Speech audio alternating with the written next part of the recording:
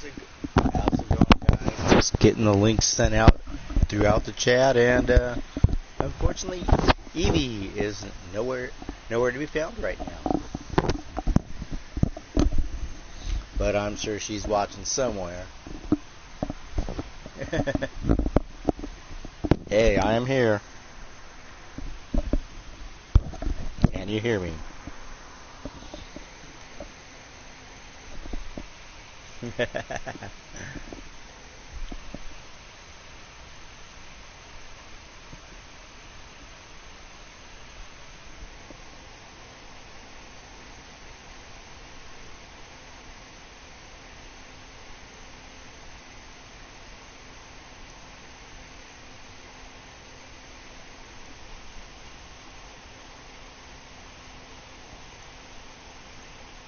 And hello, Brennan Quinn. Welcome to the stream. And hello, Buzz.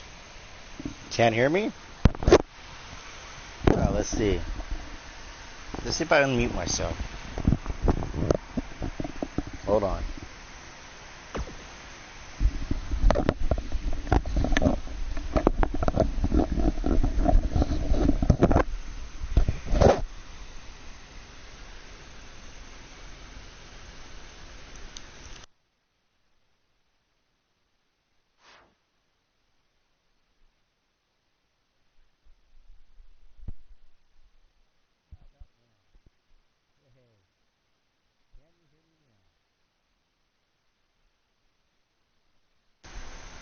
Let's see. Can you guys hear me?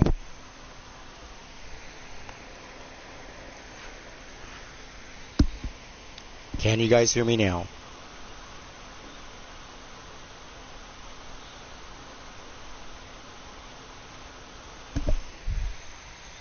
Okay. Oh, now. Okay, so I'm trying to figure out how to get myself out of here. The one thing I don't like is it's a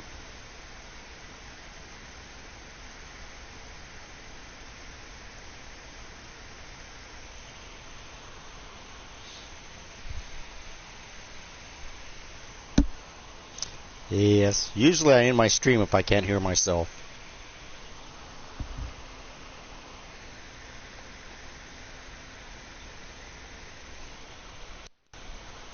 Let's see. 1, 2, 3.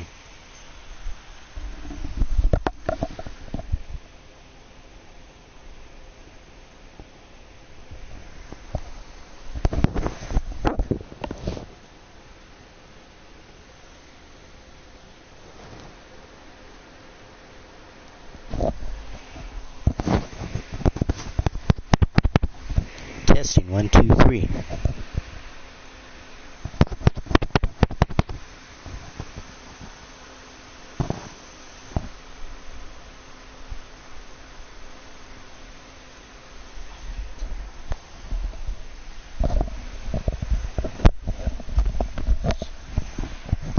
Okay, now we're here live. Just had to settle things. The one thing that I always have a problem is with my mic on these damn things.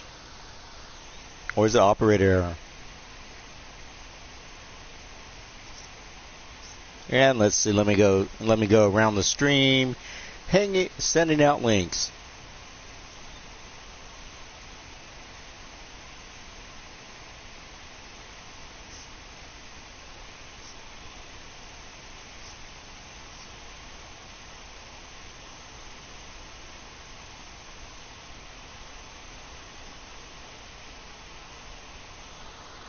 And I will be starting shortly in a few minutes, folks, so excuse the slight delay.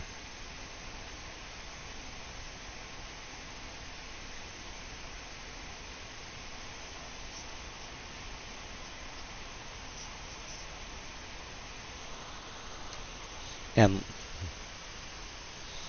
yep, yeah, yes it is.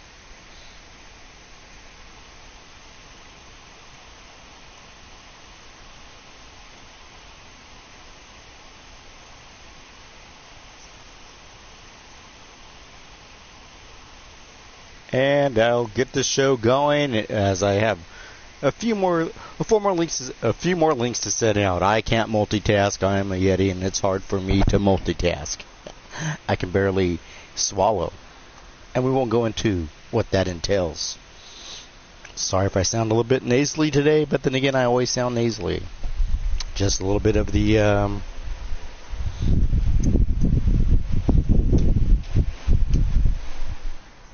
let me turn off a few fans. It was 105 degrees today here. Yes, and that melts my snowballs. And we don't like melted snowballs, I think.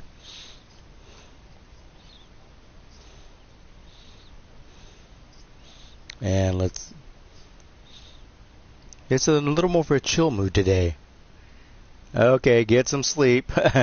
No problems there, bubs. Rest well.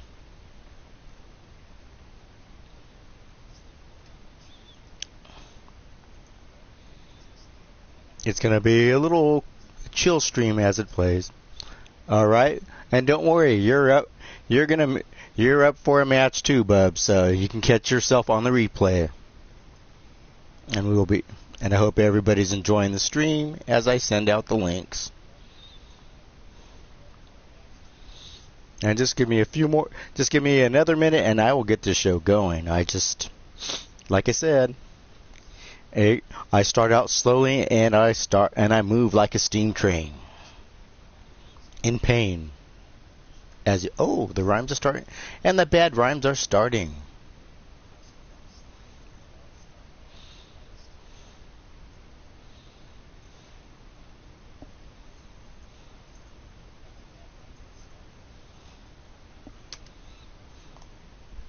And ladies and gentlemen, the name of this stream, this series, as I call it, is called The Art of Violence, Traces of Pain. Going to try to bring on some more painful type matches, some more hardcore type matches, more longer matches, more drawn out matches. How I like to see matches go. Nobody likes a squash match. I don't. Unless you're WWE and you want to do the 2-minute matches. 3-hour show and a 3-hour show, and you only get 2 matches. But let's not knock on WWE. Hopefully they improve soon. All right, have a good one. I'm not sure, Vernon. I'm not sure. I know you're on 2K18. Not sure I ever got you here. And right now, my roster is full.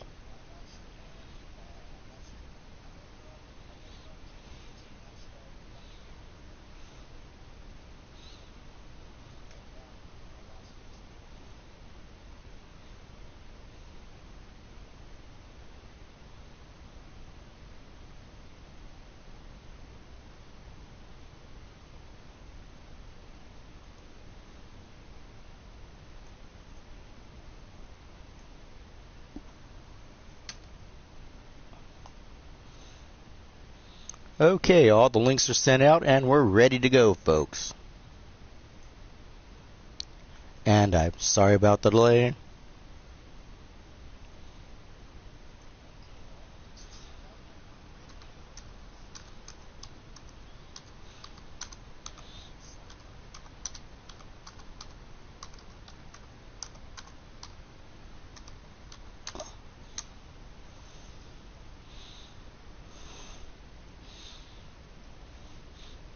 Okay, here we go, folks. Okay, so let's get this going, folks. I'm sorry for the long delay. Like I said earlier, it takes me a little bit to get going, but once I do, you're in for one hell of a ride. Well, that's quite the boast, but hey, I'll leave that up to you, the viewers. Hit the like button. If you're new to the stream, hit the subscribe button. If you are catching the replay, I hope you enjoy the show we put forth.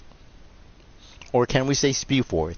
But ladies and gentlemen, enough of my yammering about and pre-setups. It's time to get the show on the road. And ladies and gentlemen, we are going to we're going to go to universe mode first. We're going to see what's going on in the underground what show we have on, and let's see the matchups we have tonight, folks. Yes, ladies and gentlemen, I believe we will be doing we will be at the Evil Circus Arena. I could be wrong. Let's see where we're at, folks. Yes, we are at the Evil Circus, my hometown, and ladies and gentlemen, holy crap. What the hell? Oops, wrong universe. Wrong show. Sorry, folks. Gotta load a different universe. That was last week's show. It takes place in a different universe. Let's load up the current universe.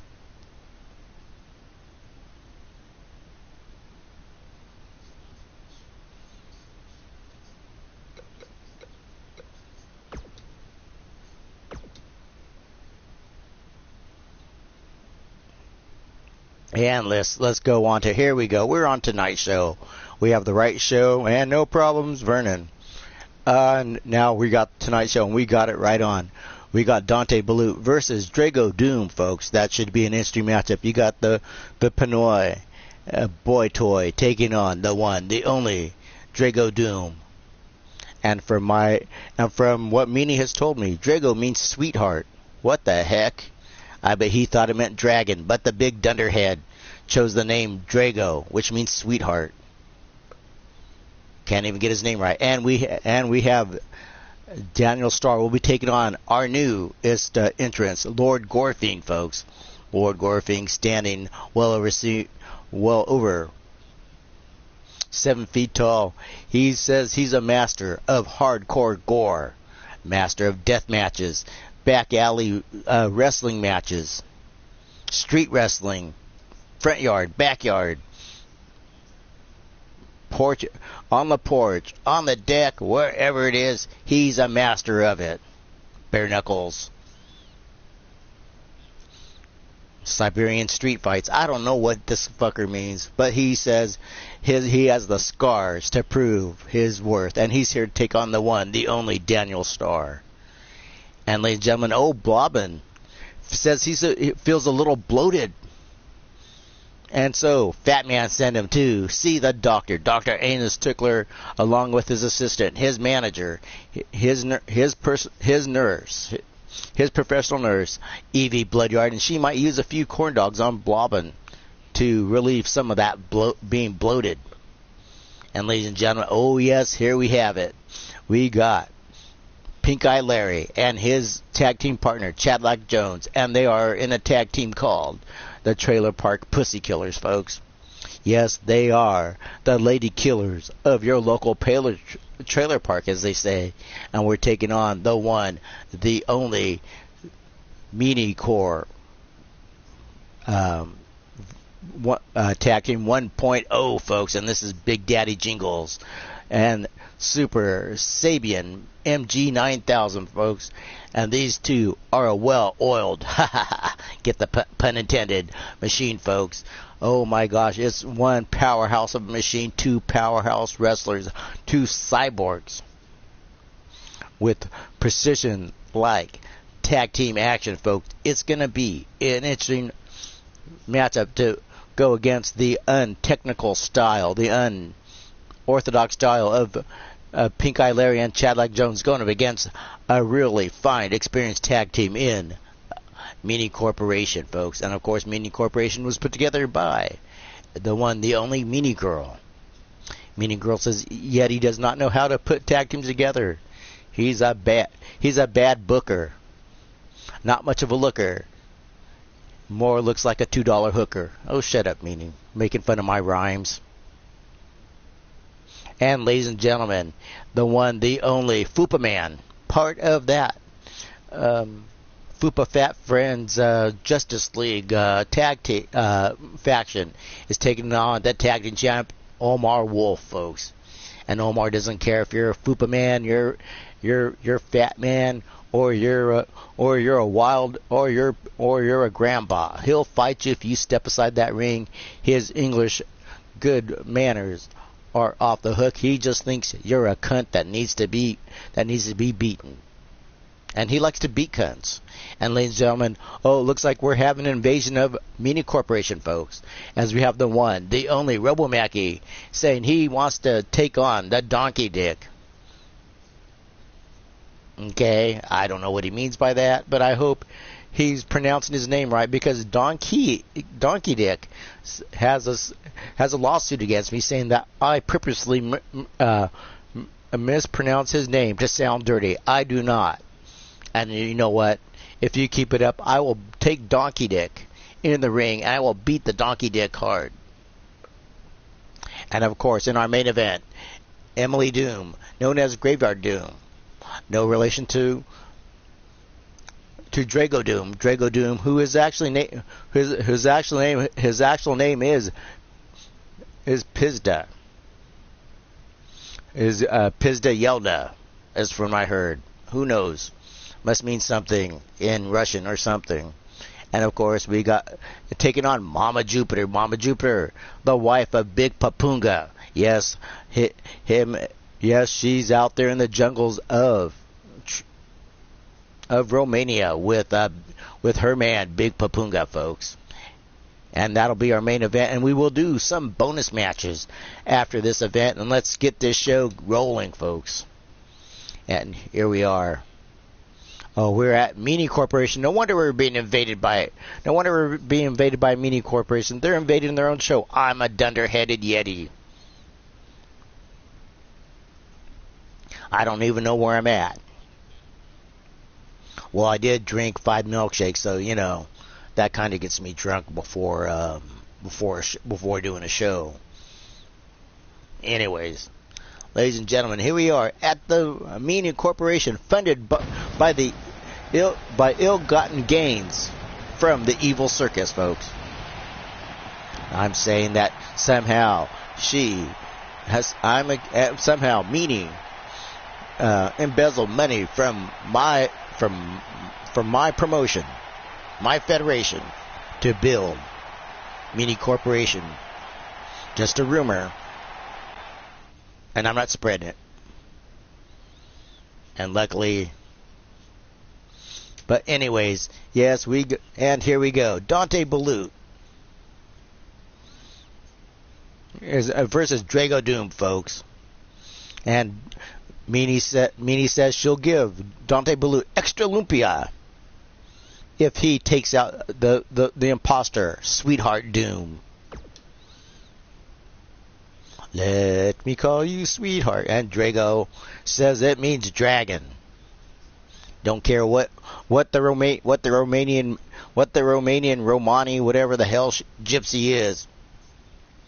He means dragon. No, Drago. I did look it up, Drago. It does mean sweetheart.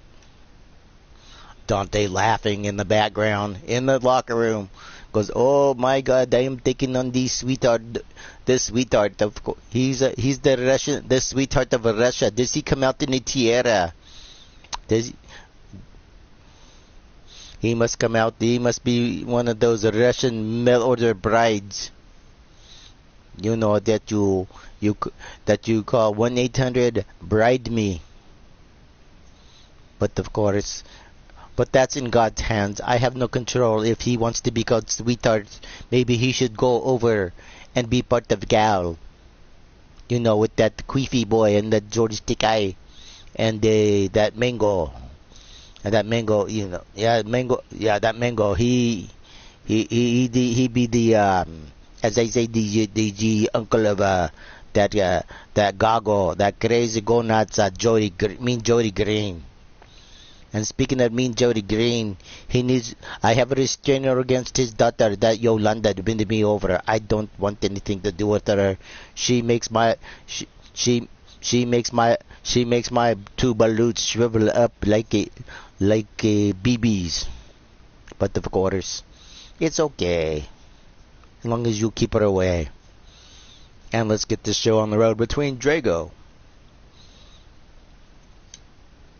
And of course, we know that we can't understand Drago. He speaks, I don't think it's even broken English. I don't think it's even Russian he's from. He just came out of nowhere. saying that I'm here to I fight. Drago always here to fight. Sounds like a bad. But of course, ladies and gentlemen, the lady killer from Manila. Making his way to the ring from Manila, the Philippines. His balut will make the ladies stand up and salute. 77 pounds, the professional lady He says that he don't have to pay ladies. Ladies pay him for his services. I'm not sure if he's trying to infer that he was a male escort back in the Philippines, but he said he was part of a boy band called the Balut Boys. They said they were like the Bee Gees of the Philippines, folks. Oh yes, and looking over in the arena, trying to invite a lady into the ring. He says his goal is to bring one of his groupies in the middle of the ring and sex him up before a match. There's laws against that, Dante. We don't do that Pinoy porn. Hey, Brandon C., how's it going? Welcome to the stream. And here we go, Dante. Letting the ladies bask in his greatness. And holy shit, what the hell's he doing there, folks? Security, get Dante up. He can't be doing that. We're gonna be pulled off the air, folks. Oh my God, we're gonna have to clean the mat. I think he just jizzed all over the mat. And ladies and gentlemen, okay, we're fine. Oh, and happy late birthday to you. Hope you got a Power Rangers action figure that you always wanted. Just messing with you, Brandon C. And ladies and gentlemen, here we go, folks. If you need to go to the bathroom, if you need to take a trip to Australia and come back to check to see if the refrigerator light is on, now's your time, because, ladies and gentlemen, coming from the pits of hell, the one, the only, Sweetheart Doom. I mean Drago. Sorry, Drago. Don't mean to make fun of your name, but it's kind of funny. Your name translated in English means sweetheart or loved one. And let's get the little sweetheart out here. But why you call me sweetheart? I Drago. I've always been here. I've been here in circus. I've been here in wasteland. I always here to fight. Yet you keep calling me. You even have a bad accent, Drago. Yes, as the Russian sweetheart.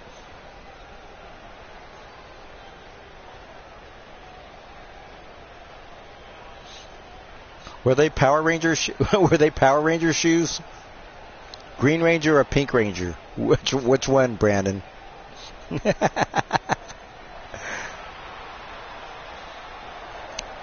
And if you need to finish your college thesis, now's a good time, because you'll probably have it finished before he makes it to the ring. Yes, Drago says fuck the worms, folks. And why can I make fun of Drago? Because I am Wild-Eyed Yeti, and yes, maybe one day Drago and I will have a death match. Oh, did I say death match? I'd probably kill him, because I am the naked one. You can't hustle this muscle. Especially in an underground tussle. And ladies and gentlemen, see...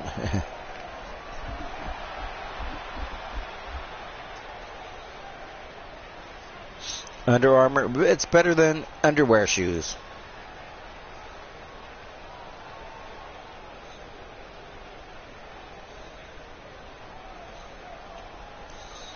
And ladies and gentlemen, we got the one, the only. That's Dante Balut. Not impressed with Drago Dooms. I think Dante fell asleep while Drago was still in his entrance, folks. Okay, we've been here for close to 25 minutes, and he still hasn't finished his entrance. We're gonna have to work on that, because I'm getting a little pissed. Finn Balor called Drago. He wants his entrance back. I think after this, Finn Balor is going to change his entrance, if he hasn't already. Okay, ladies and gentlemen, back to the action. I think Dante might be a little mind games by Drago to wear out his opponent and to board him. But Dante with a big kick going up, and here we go, folks. He's got him lined up, picking him up, but blocked by Drago, but gets him again with that big suplex. Holy shit, did you see the bounce of that ring? These guys are, you got a super heavyweight and a borderline super heavyweight in Dante Balut. Dante Balut still classifies as a heavyweight, but he's more the weight of a sloop line. In the Philippines, he's considered a giant, standing close to 7 feet, standing over 7 feet tall, standing toe-to-toe with Drago. Now Dante backing up. Oh, and missing with that flying shoulder tackle now. Going to work as Drago, but Dante Balut grabbed him by the hair. A big bitch slap. Oh, a big chop by Drago. Drago getting that flying knee on the Drago. Going again. Hits it again. Flip it, sending Dante down. Now Drago. Probably not like being called sweetheart by yours truly. But hey, once I find out your name means sweetheart, you're gonna be made fun of. He's so bad at it. He's bad at English. I guess he's bad at Russian too. We're gonna find out that he's not really Russian. That he's probably from Ithaca, New York, or someplace like that. But we will. And now kicks Dante in the back of the shoulders now. Dante going to back. Oh, a big uppercut by Dante. That lady killer from Manila. Bitch slap. Getting to work. And now Dante is showing off his wrestling training that he got from the one, the only, Ronnie Kakos. Yes. I joke about him being a boy band, but but of course Dante Balut was a heavyweight champion in the Filipino Wrestling League, folks.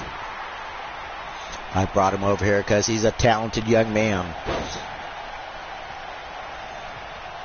Quite popular with the ladies there, folks.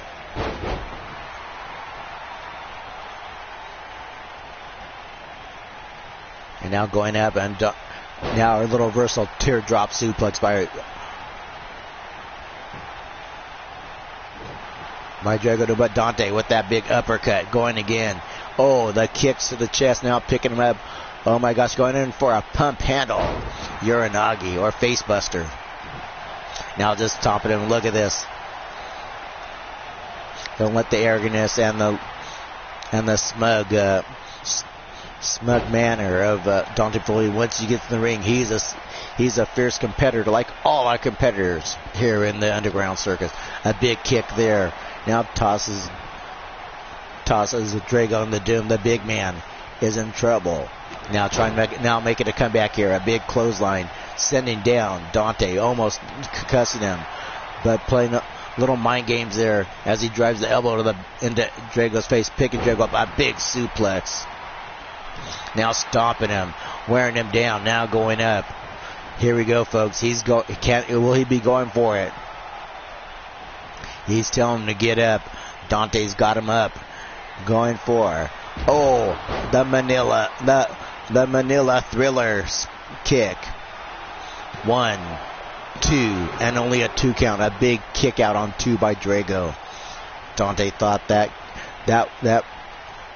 move from the top turnbuckle was going to finish off Drago.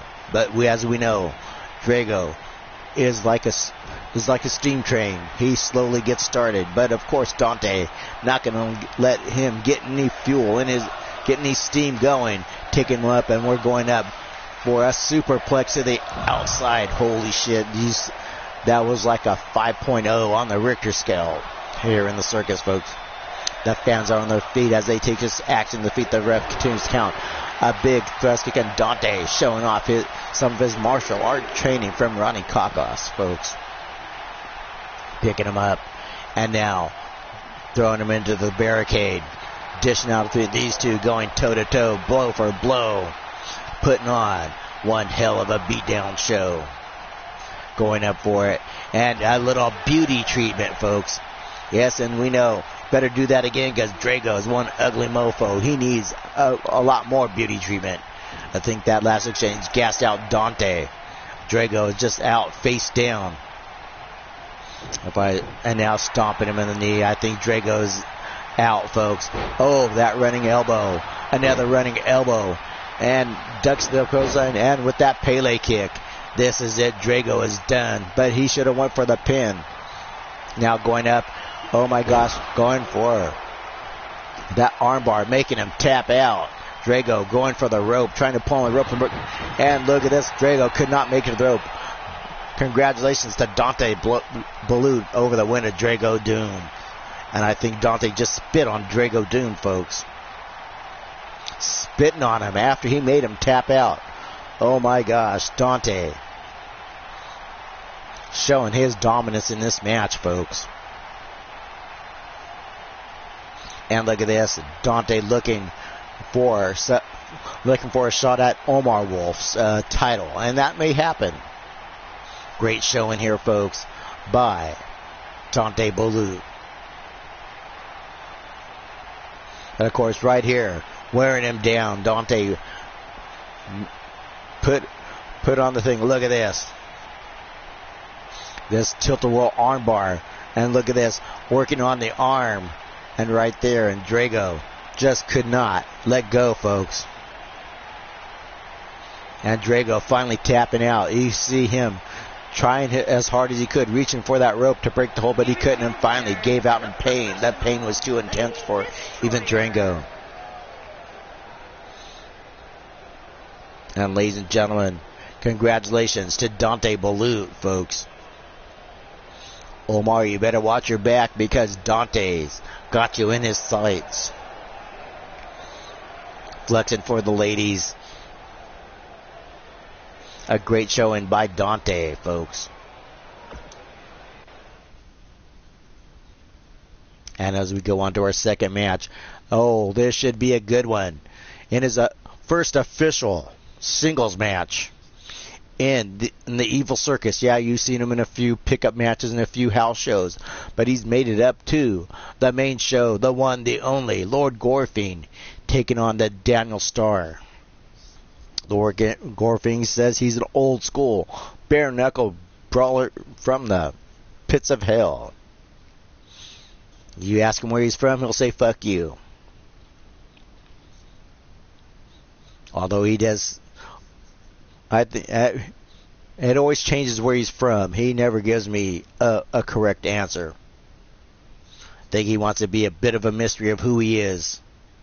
But all I know that he has fought in the back alley brawls. He's fought in bum fights. He's fighting all the kinds of extreme matches known to man, folks. And you can tell if you look, he's a bit weathered and beaten. He's been around for a while. And if I was Daniel Starr, I wouldn't take this old man lightly. Of course, Daniel Starr, just like his dad, doesn't care if you're old, young. If you're green, blue, you step in that ring, he's gonna ass kick you. And ladies and gentlemen, as we get this off, this should it be a hardcore match, but I think it's a normal match because Daniel Starr knows not to take him on in a hardcore match. And ladies and gentlemen, here we come. Here, making his way to the ring. The one, the only Daniel Starr. Yes, he's the son of the one, the only, the Enchanted Raven and Fred Starr, folks. Not much. Daniel Starr not too close to his dad. There seems to be a beef there between them two. All I know is that Fred Starr blames Daniel for not bringing the shovel. Don't know what that means, but somehow that's been an argument. That's the only thing I get out of the beef between the two of them. And ladies and gentlemen, Daniel Starr.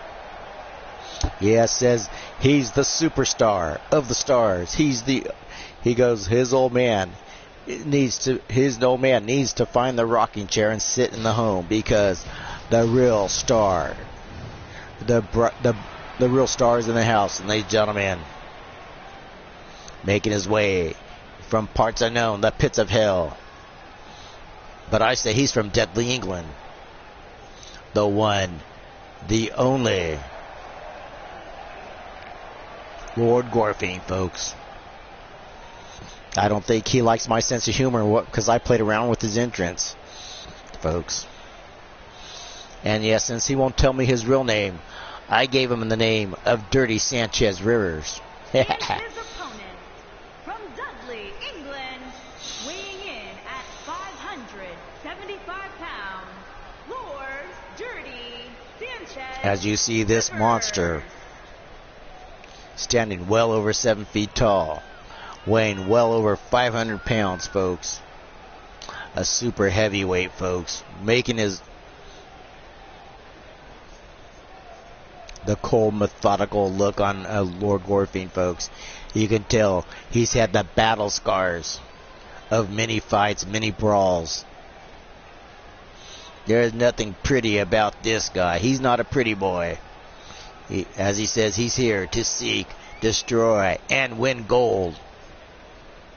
Not sure if he really...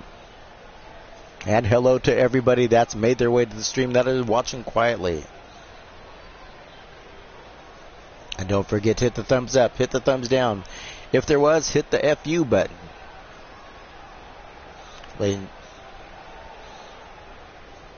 And ladies and gentlemen, I would not want to meet this guy in a dark alley. I wouldn't even want to meet him in a bright lit alley. I wouldn't even let him kiss your Aunt Sally for a little dilly-dally. And look, here we go, folks. Lord Gorfing making his ring. Oh, that running. Fist now just topping him. Look at the push slaps down. Daniel Starr bitch slapping him. A big chop to the boot. Now knocking Daniel Starr out with the strength. And look at that. Oh, my gosh. Just kicked him in the nuts. Little dirty maneuver there by Lord Gorfing, just stomping him, giving him a beat down. He's not done yet, folks. He's stretching out that arm, trying to pull that arm out of its socket. For a guy that claims to be a hardcore powerhouse wrestler, he has a few technical moves up his sleeve. But look at that, just the utter disrespect for Daniel Starr.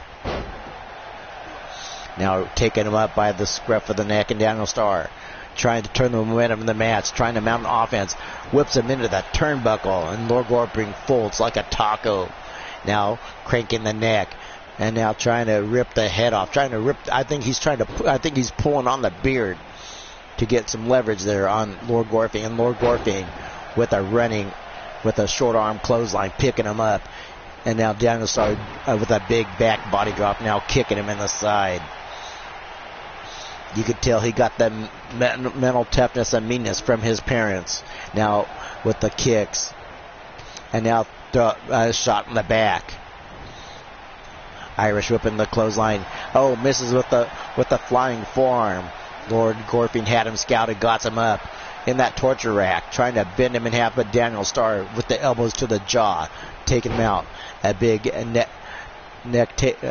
snap near takedown, and now into a front face lock. Now Lord Gorfing is back now. That's being very smart, keeping Lord Gorfing on his back, on his belly, keep him on the ground. Take the vertical power base away from him, not letting him get up. And this could be a mistake here, trying to pick him up right there. And Lord Gorfing sweeps the leg out. Now driving those big knees, and that's like getting hit by a small car with the amount of weight that Lord Gorfing is at. Look at this, a little arrogant press here. 1, 2, but only one as Daniel Starr kicks out. And now look at this, now driving him, going that brawling style that he has in his repertoire, the strength of it. But now getting taken out with a little short arm clothesline. Now driving the elbows. using the leg, losing his hands and legs, using everything as a weapon on Daniel Starr. 1, 2, and only a 2 count.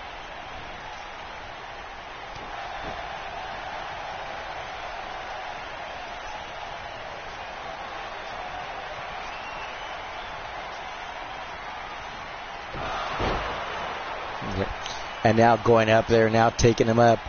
And now Daniel Starr picks him up, looking to do more damage. Oh, that kick to the side of the head, but it seemed to wake up Lord Gorfing.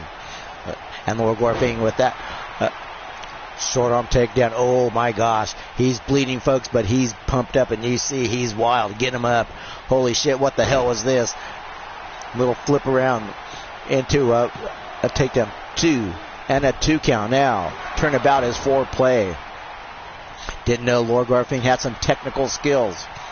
Maybe that's a bluff that said he's nothing but a bare knuckles brawler to fool his opponents. But Daniel Starr, with his hardcore roots, trained by his father, going in there and now fighting him. The big kick to the now just tossing him full left.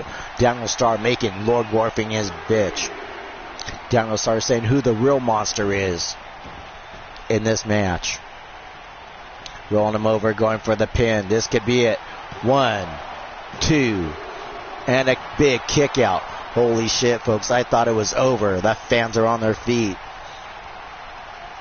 Now taking Daniel Starr. And now whipping him into the feet. And now a big knee lift.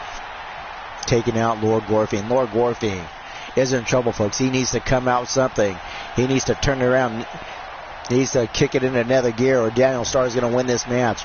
And it looks like he's doing so, folks. Oh my gosh, he's got him up. Holy shit. He's got him in the muscle buster right there, and boom. Just downs Daniel Starr. Daniel Starr is just broken in half. Now going for the pin. 1. And only a 1 count. That's going to take a little more than that to beat down Daniel Starr. And look at this. He's got him sized up. He's looking to dish out some more pain. And Daniel Starr is out. He's got him up. Oh, a roll of the dice. And now going for 1, 2, and a kick out again. Lord Gorfing is frustrated. Now going after the ref backs out of the way. Oh, look at this. That blood loss seems to have really messing him out. Now going for it. Now look at this. He's got him up. He's got him in that Hell's Gate. Is Daniel Starr going to tap out? He's got it locked in. Oh, he's got him in the, and Daniel Starr powering out. Holy shit, and I think the damage is done to Daniel Starr. Can he turn it around? Oh, a big arm drag taking down Lord Gorfing. Hey, and now wants to sit down and sing Kumbaya by the campfire. And now going on, taking a page out of his dad's book, the king of the clothesline. But oh, holy shit. He's pumped up, folks. And you can see he's had some star training. And look at this. It's over for Lord Gorfing. That big bicycle kick just knocking his block off.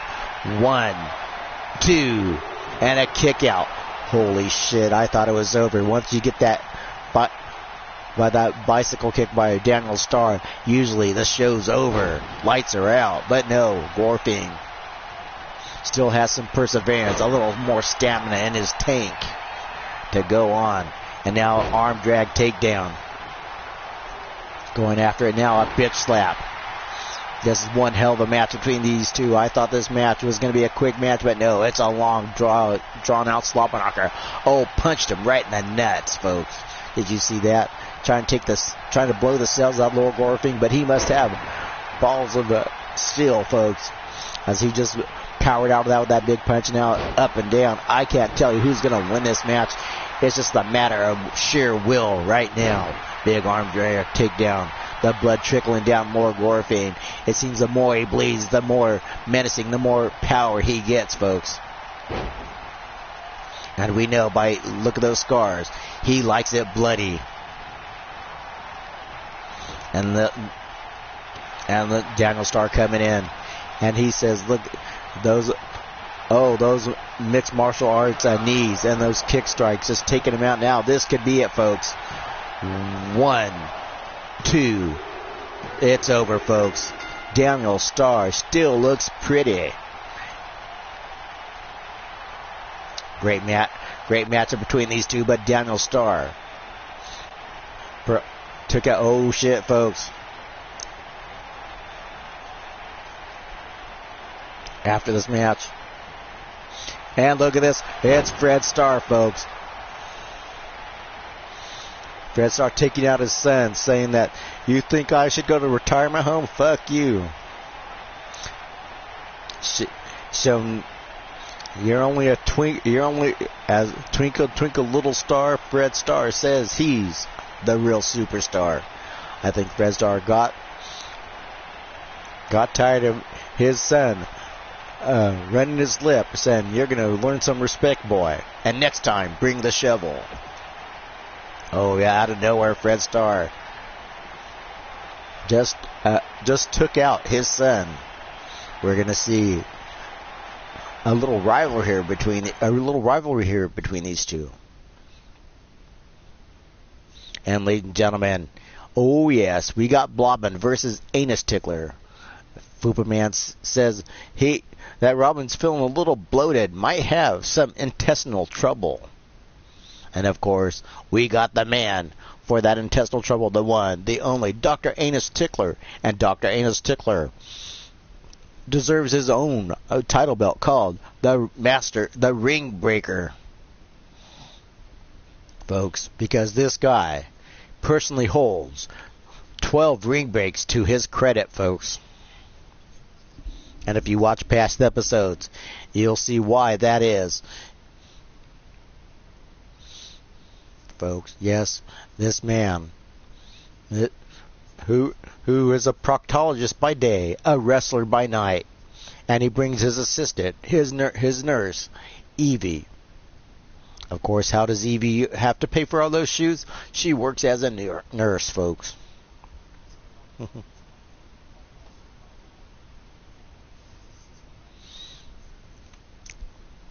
And of course, Dr. Tickler with that rusty trombone. And you got to watch out for that ass-to-mouth claw, folks, because if you look at those gloves, they're dirty. They're dirty from work, and you don't want to know what that is. It ain't chocolate. It ain't peanut butter. It's a different kind of fudge.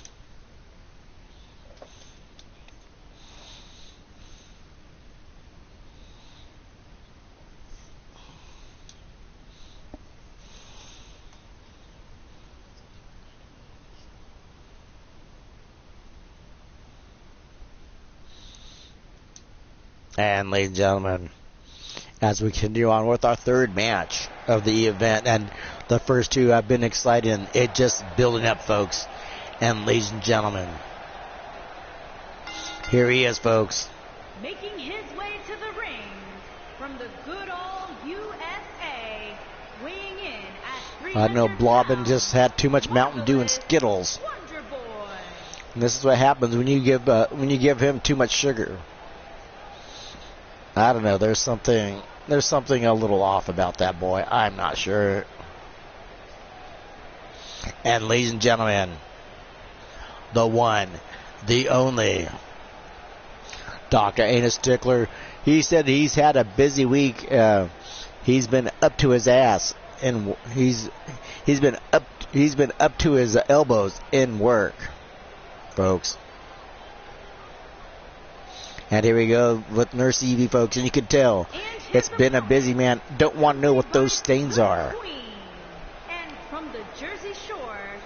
Yes, ladies and gentlemen, he's been massaging prostates. He's been tickling a few bungholes in his time. Saying that for the holidays, people are bloated and need a little pressure let out, and he's the man to do it, folks. Ladies and gentlemen, I just keep my ass away from that guy. He's a little bit off too, with his rusty trombone, blowing it hard, folks, blowing his horn hard, and ready to give an examination, because, ladies and gentlemen, the doctor is in. I'd like to thank each and every one of you for watching the replay. And as Blobbin sizing up Dr. Tickler, we could have a ring break between these two, because, oh my God, we must have 2 tons of flesh in that ring, folks. Now getting him up with a big Russian leg sweep. Evie outside the ring. Always love her outfit, folks. And now taking her down with the foot takedown of Dr. Tickler. Going to work, picking him up, and going in. Dropping with that butt drop up. Blobbin fighting back. A big clothesline, taking out Dr. Tickler. Dr. Tickler quick on his feet, taking him out with a clothesline. These two right now just feeling each other out, testing each other out. No one's got the clear momentum, but here we go. Blobbin with a reversal into a reverse DDT. Dr. Tickler seems to get up. Oh my gosh, Cobra Clutch. Face buster, folks. Now driving the elbows into Dr. Tickler. Dr. Tickler, a big punch to the face, and now taking him out with a big clothesline. And ladies and gentlemen, he has Evie there. Evie there is to distract the ref. She also distracts me, but we all know that. Oh yeah, he says it's almost over. And now going for it. Holy shit. Was going to go for that cartwheel kick, and now Blobbin quickly with his superhero-like agility stepped out of the way. Now Dr. Tickler going to work. And a big jawbreaker. Probably shattering the lower molars of Blobbin. He'll probably be eating soup for a week. Hey, how's it going? Welcome to the stream. Welcome to the stream, folks. This is the Underground Circus. I am Wild-Eyed Yeti, your humble host, one and only a 1 count. And of course, Evie looking on at her client, Dr. Tickler. And now taking her on, and now Dr. Tickler throws him down. Now puts him up, and now cranking the neck, yanking hard on Blobbin. And trying to stretch all the neck muscles. Oh, yes. He's getting ready to set up that ATM claw, folks. And ladies and gentlemen, he's got him punched in. Could we be seeing the ass-to-mouth claw? He's got him up and with a neck breaker. He drags him across the ring. Dr. Tickler examining him, putting him in a clinic. Oh my gosh, he just took away his manhood. Look at this. There you go, folks. It's the ass-to-mouth claw, but he has to break the hold because he was underneath the rope, folks. Now Blobbin taking advantage of the rope break. Holy shit, I don't sell Blobbin. How Blobbin is still maneuvering, can handle the taste of Dr. Tickler's fudge. You don't want Dr. Tickler's fudge, folks. Picking him up, and now a big suplex, and Robin in a superhero-like pose. Getting warmed up, folks. Picking up a big clothesline. Another clothesline. Just trying to decapitate Dr. Tickler. Setting him down. Should have went for the pin. You don't want to bring the doctor back to a vertical base, but he's got him up. He's got him up in there, but round and round he goes. Where the doctor goes, I don't care. Sets him down. And now going up. Oh my gosh. He's going for the Robin Splat. Oh my gosh. That's it, folks. Dr. Tickler's out. 1, 2. Oh, and Dr. Tickler kicks out at the last minute, folks. And Blobbin going up again. Holy shit. He's going to do it again. And he misses. As Dr. Tickler with that big clothesline now. Oh, look. He's just getting warmed up, folks. He's juking. He's jiving. He's thriving. They're gonna go for a pin. 1, 2, 3. And ladies and gentlemen, just like that, Dr. Tickler pulls out the win, folks.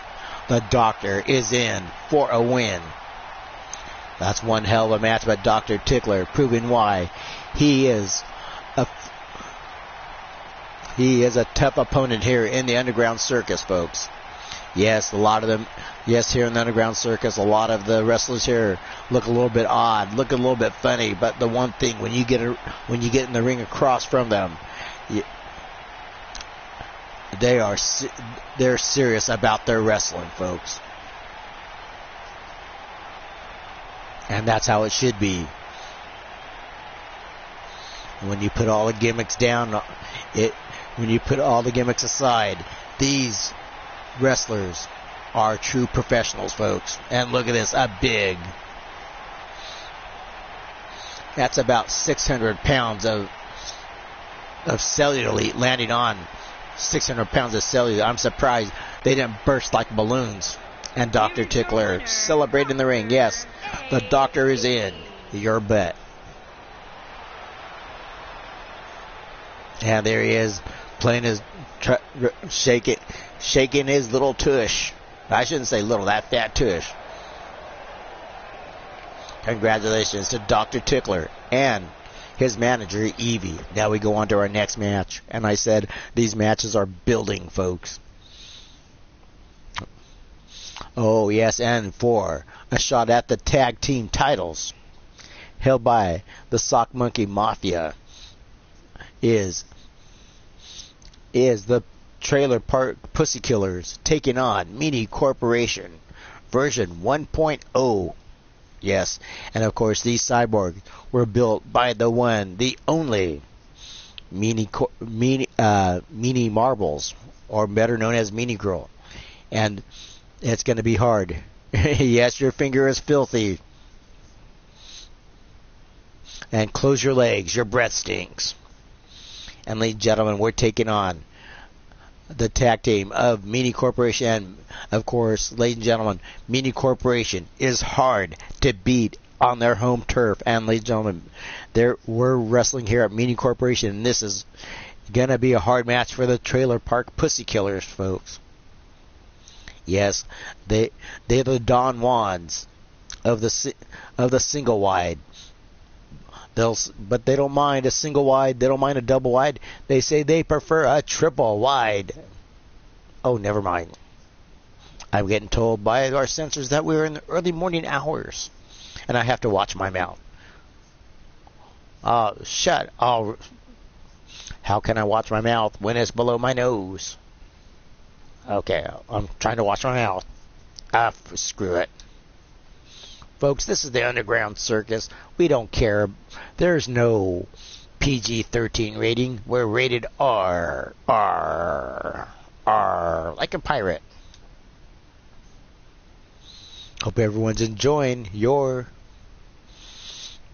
hope everyone's enjoying the stream. Hope everyone's having a wonderful day. And if you're having a birthday, happy birthday. And a happy belated birthday to the one, Brian Hilbert, who was better known as Silver Wolf back in the day. Hope you had it. Hope everyone had a happy birthday. I hope your birthday suits didn't get wrinkled and crinkled and sprinkled and tinkled. Never mind. And twinkled? And twinkled? Oh. Anyways, back to the match, ladies and gentlemen. Here we are.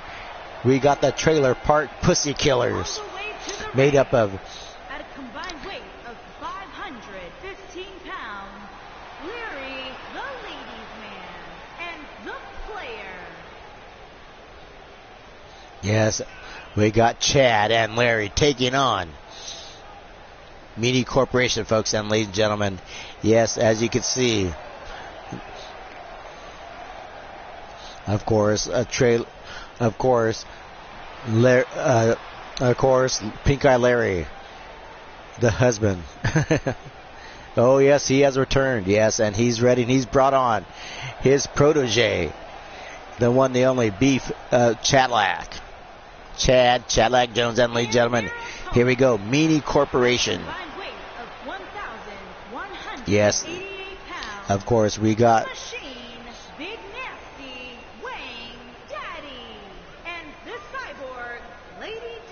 Warrior.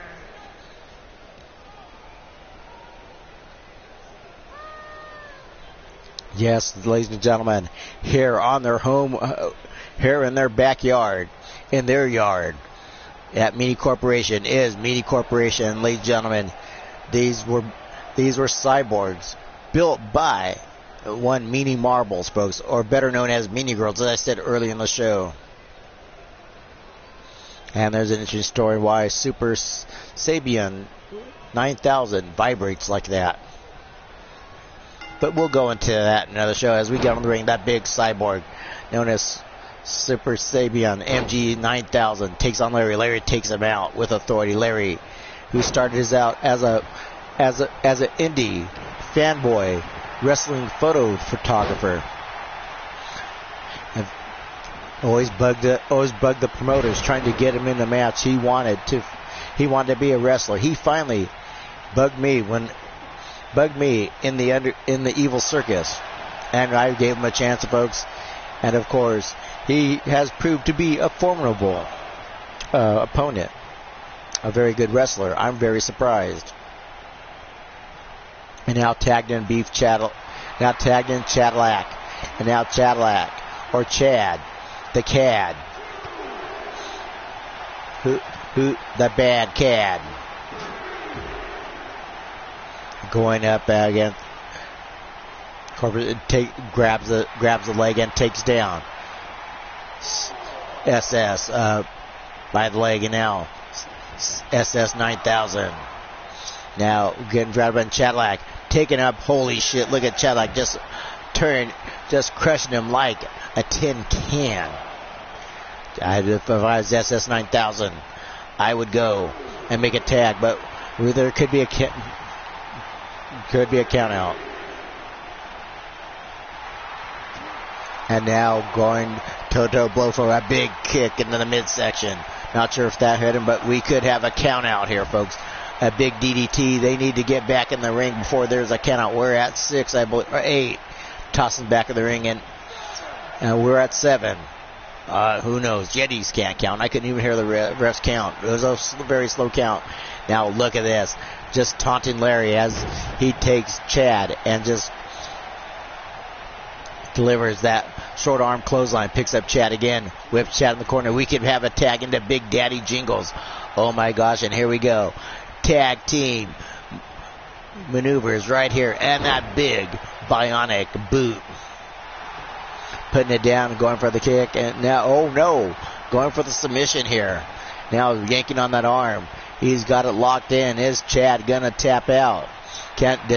Oh, look at this. He powers out. The technical ability of Chad. Might be a bit of a deuce bag, but he pulls that super kick out of nowhere, slowing down Big Daddy Jingles. Big Daddy Jingles weighing over 500 pounds and a little beauty treatment, underground style now. Kind of woke up the Big Daddy Jingles. And now Big Daddy going in.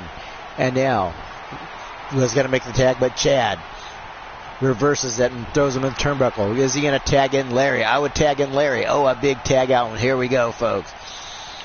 That trailer part. Oh, my gosh. Punches him in the fupa and dukes up, and they punch him out. And they give him a beatdown. A pussy killer style. But the cyborg recharges, gets back up, and takes him out with that big electrifying clothesline, folks. And going up there as goes the count. Larry is out on his feet. Larry playing the little do-si-do possum.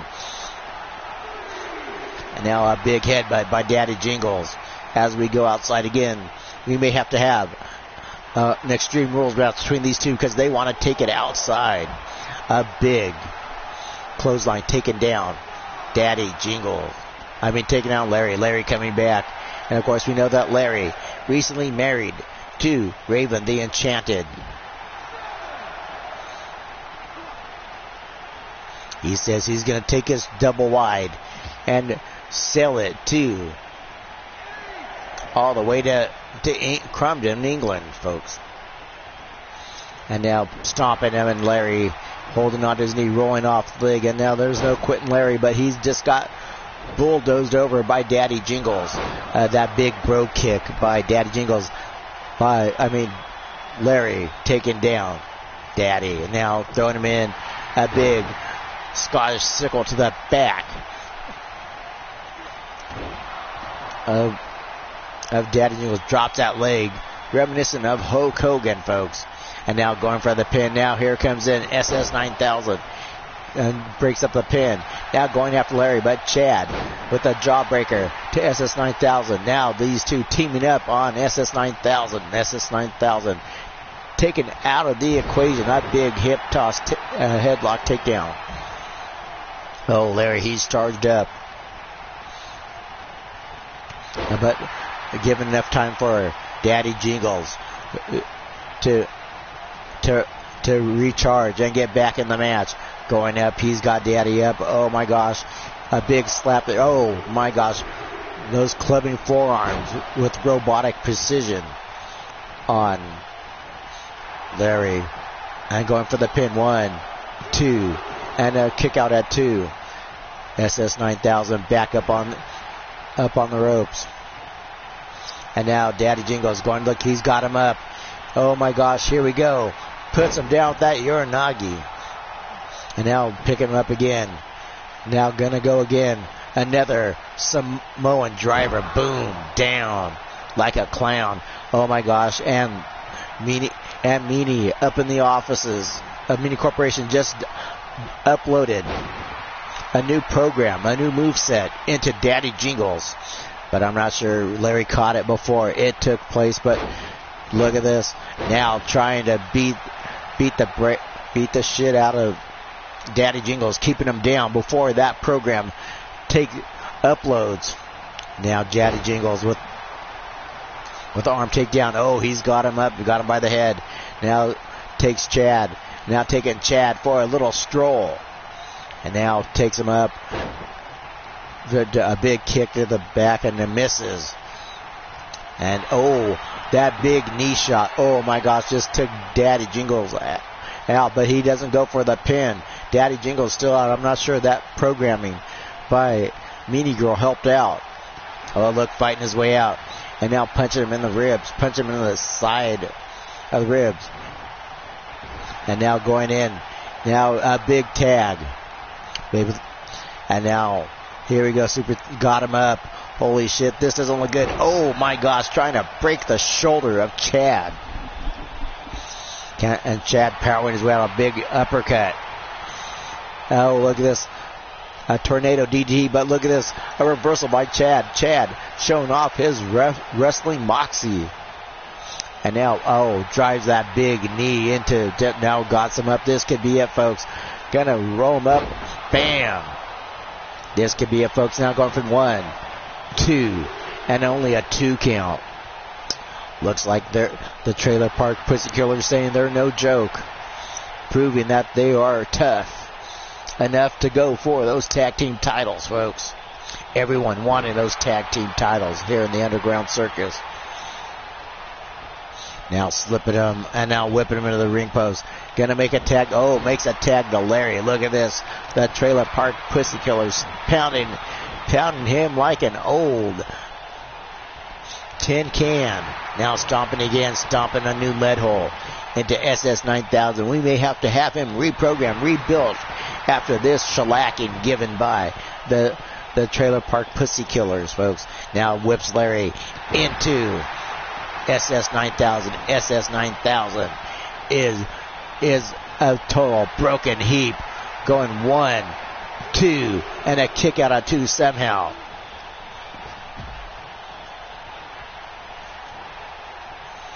Somehow, SS9000 kicked out, folks. And ladies and gentlemen, I didn't think it'd go this way. I thought that Meanie Corporation would be dominant.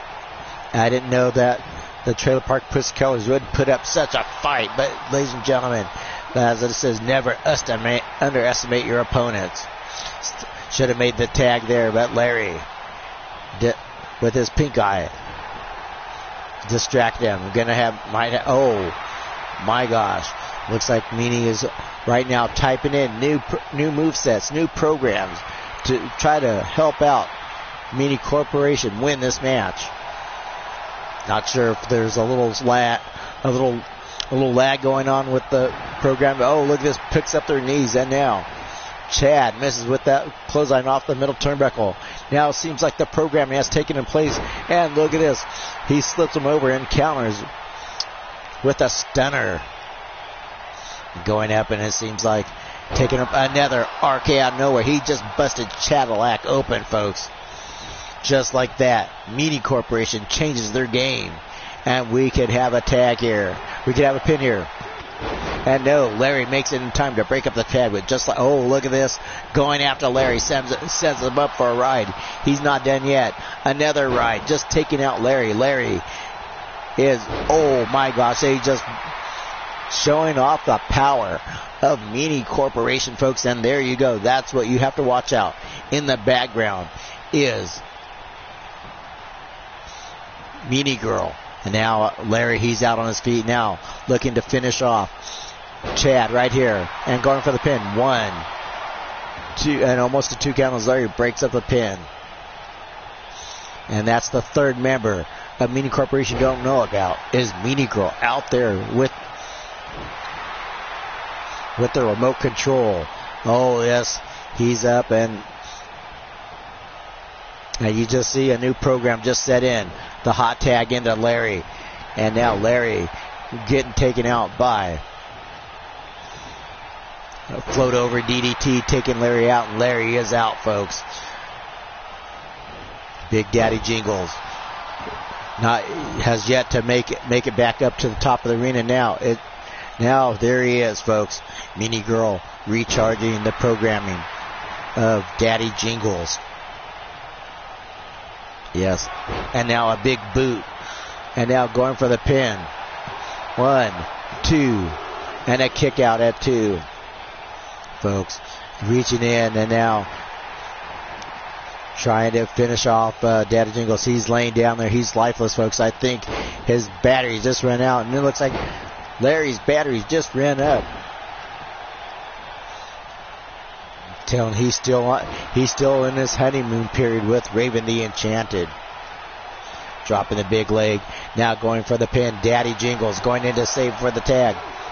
And now dropped it down before the 3 count.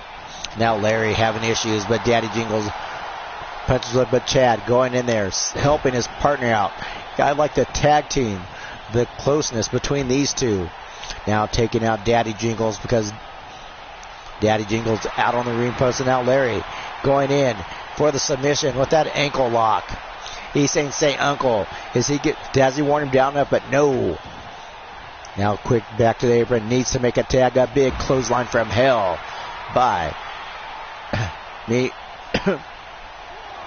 by SS9000. And the ref counts, and now Larry taking it outside the ring where he likes it. Get that brawl and stall. That brawl and stall style. Now punching him, and now trying to go for those big Mongolian chops. He catches him and now sends him down with that big bookend slam. And now these two going at it. Oh my gosh, that big boot by SS9000. SS9000, oh, draping him across the rope as we're at 7. Back in the ring and see if Larry can turn this around, punching him. SS9000 desperately needs to make a tag. Oh, tosses Larry. Oh, gonna bring Larry in the hard way, folks. Slaps him, kicks him, punches him. Look at the barrage of kicks and punches. And Larry is lifeless on the mat. Can Larry turn it around? Whips him in the turnbuckle. Needs to make a tag to Big Daddy Jingles. That makes the tag, folks. Oh my gosh. Those big boots to Larry, just squashing him like a bug. Luckily they're cyborgs because I don't think they can get pink eye as that conjunctivitis juice is spraying all over the ring. And ladies and gentlemen, if you're in the front row, you signed a waiver that you cannot hold the evil Underground Circus liable if you get pink eye, if you get stink eye.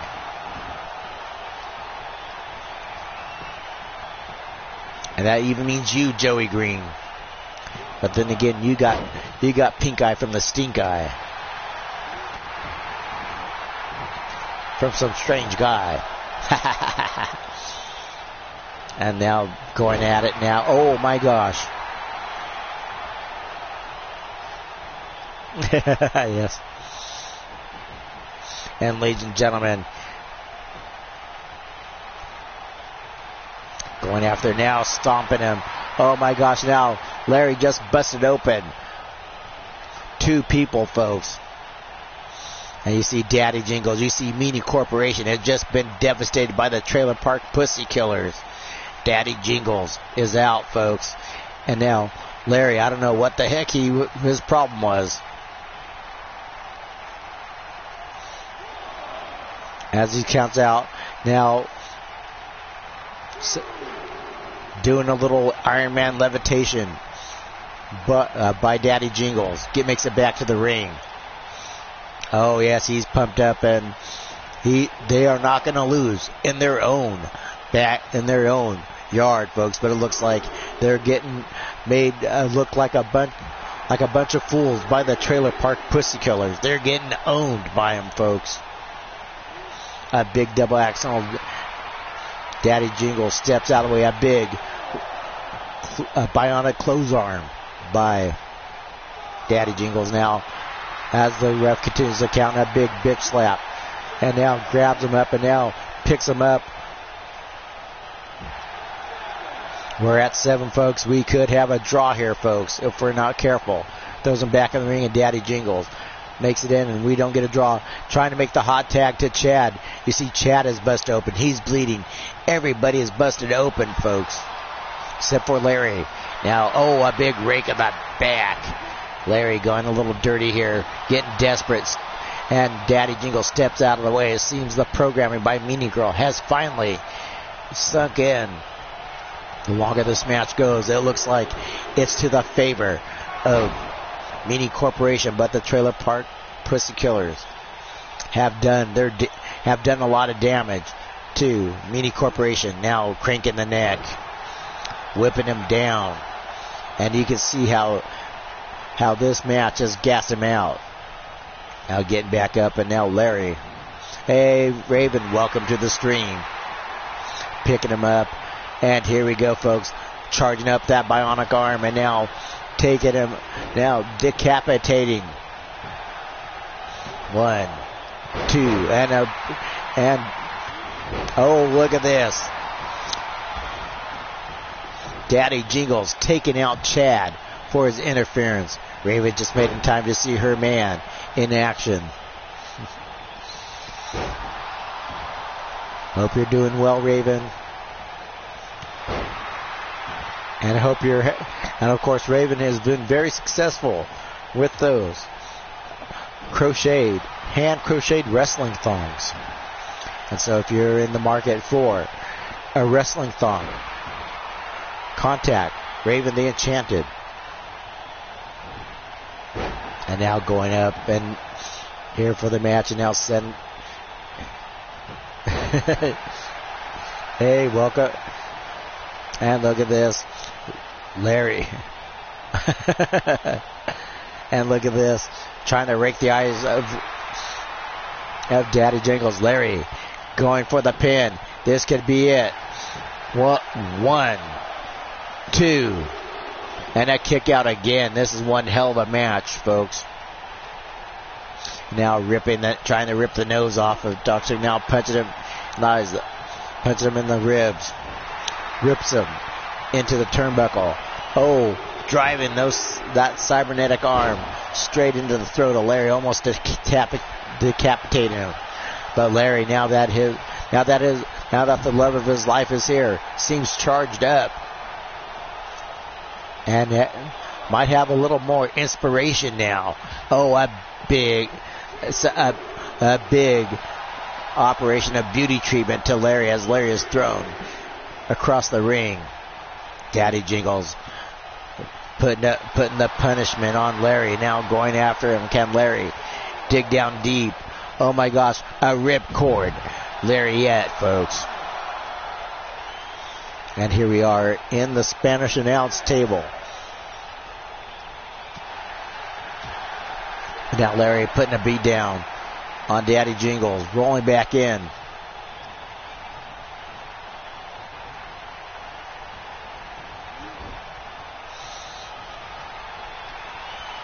Oh, look at this. Raven covers her eyes as she sees her man get destroyed by Big Daddy Jingles. And now going for the pin. Chad going in to save the pinfall. And he saves it at 2. Runs out of the ring before Daddy Jingles can happen. Now MG 9000 is back in action. Larry whipping in the ring. Needs to make a tag. Takes him out with that big running clothesline. Now picks him up, and now Larry with that big boot. Seeing Raven in the audience has really charged him up, and look at this. He's got that Cobra Clutch trying to make him tap out, but look at this. MG 9000 takes Larry off his feet, just powering out of it. Larry with the fireman's carry takedown. A big punch. You see that, just putting the robot down like a trash can. A big comeback, and now everybody's bleeding here, folks. Larry just been busted open by that devastating headbutt by SS 9000. Now Larry punches him across the jaw. Now the punch sending the big robot backwards. Now Larry biting him and now sliding him. Not sure if that's going to do much, because that guy's cranium is made of pure steel, folks. Now punching him, got him up, and Larry with that boot to the chin. Oh, takes him down. Now steps out of the way with that toe hold. Out of nowhere, a big clubbing forearm. And now, oh my gosh, a running knee strike going up, and look at this. He's got stepping over. And Larry, you see the blood, the crimson mask upon him, folks. Grabbed by the skullet. And now whipped in turnbuckle. Larry, reversal. Tosses him up, going up there, and now going for punch him, trying to open that tin can. And punching him again. We got 10 counts as the ref counts, so it looks on. And now dropping him down. Rolls out of the way. Seems those punches had little effect on SS 9000. SS 9000 measuring Larry up, but Larry blocks that big punch, and now with a few punches on these two trading blows. Holy shit, folks. We got one hell of a slobber knocker going on right here, right now, here at the Underground Circus, folks. The punches, the kicks. It's just a matter of who wants it more. A matter of sure will.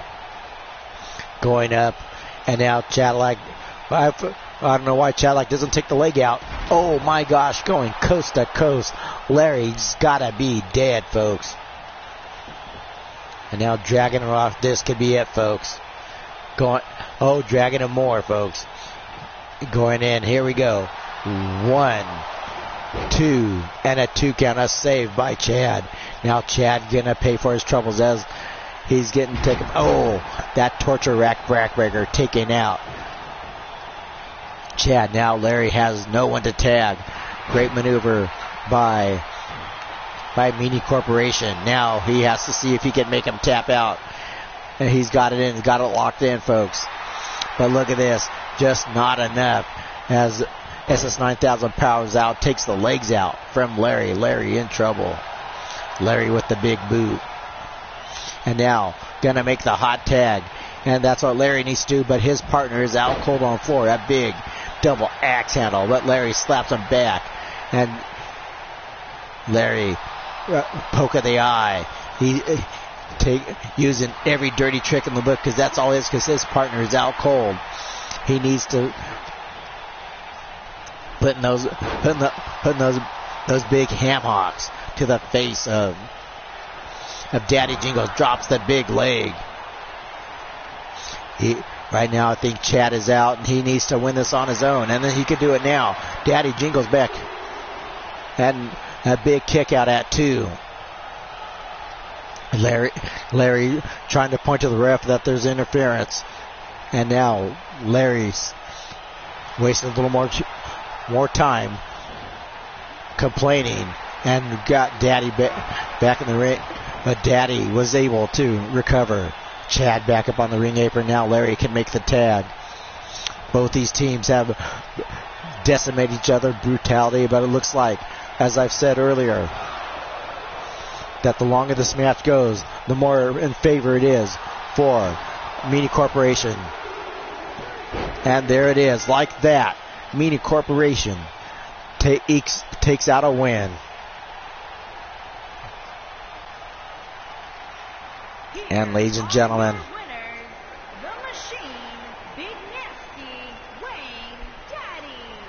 oh my God! Yes, ladies and gentlemen, that's why I tell you they are undefeated in Meanie at Meanie Corporation Arena, folks. At their yard, their home yard, whatever, their home ring. They are undefeated here at Meanie Corporation, folks. And ladies and gentlemen, the winner of this match, Meanie Corporation, folks. And ladies and gentlemen, let's go on to our next match. We got Fupa Man taking on Omar Wolf.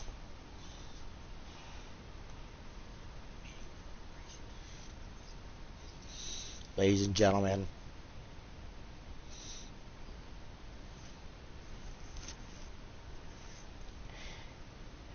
one 800 RAVEN if you want your wrestling thong. They're hand crocheted, made with loving care by Raven the Enchanted. Order your enchanted thong from Enchanted Corporations. And ladies and gentlemen, Fupa Man is taking on Omar Wolf. And Omar Wolf, your reigning Evil Circus World Champion, undefeated. Even Joey can't beat him, even though Joey would like to beat him.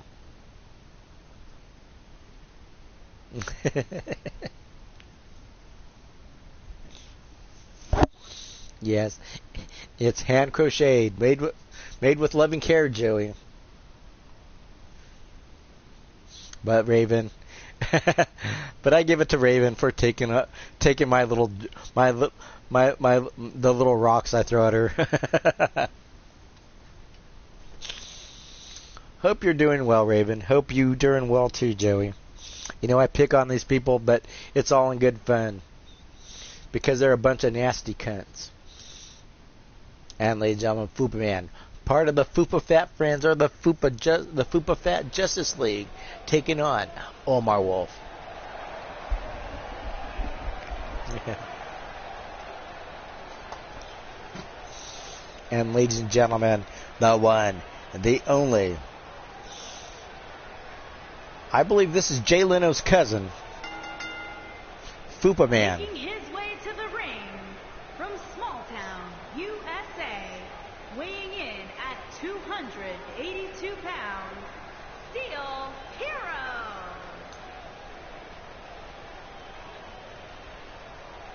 Nope, she's not. Yeah. Ladies and gentlemen, if you want to know what happened to Jay Leno after he quit the Tonight Show, he became Fupa Man. I believe this is really Jay Leno in disguise, folks. Look at this. Or, actually, Joey went to a party and tried to slip into a fairy costume, and he ripped the tutu of it. And this is what Joey looked like when he went to the party.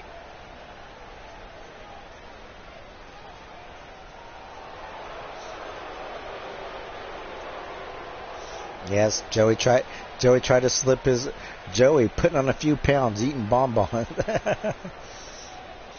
eating a little too much nuggets and bonbons. Couldn't slip into his tutu, and he ripped it in half, folks. Yes, and you were eating those chickens. And ladies and gentlemen, there you go. The world champion of the Underground Circus, folks. The one, the only, Omar Wolf. And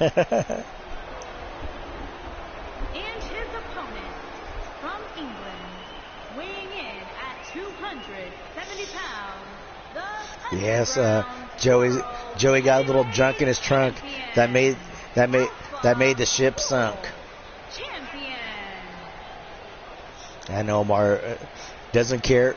Omar doesn't care if you're a chicken, you're a Fupa Man, you're Joey Green, you're Leroy Green, or you're Big, or you're Kermit Leroy.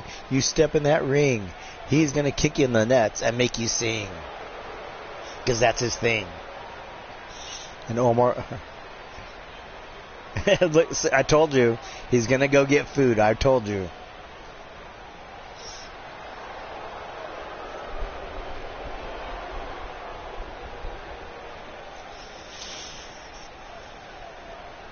All right.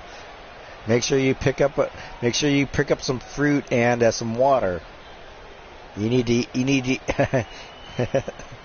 to lay off the fats, Joey. Just saying. And here we go, Omar, telling Fupa Man, I'll slap you on the Fupa, and Omar will float over DDT on Fupa Man, showing that even you'll believe an alpha wolf can fly. Now, a rake of the eyes, some dirty tactics by Fupa Man. You'd think he was an upstanding citizen. Now picking him up and dropping him straight on his noggin. This is what happens when you're a fanboy and you think you're a superhero. Yes, Fupa Man is a very likes to attend all the Comic-Con conventions.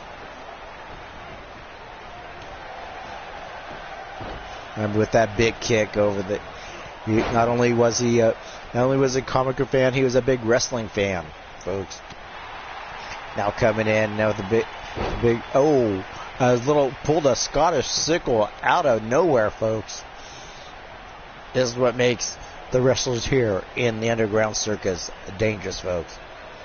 Now Fupa Man, the big leg, taking Omar Wolf out now, punching Omar Wolf, gonna bring Omar in the hard way, gonna turn his mohawk into a flat top.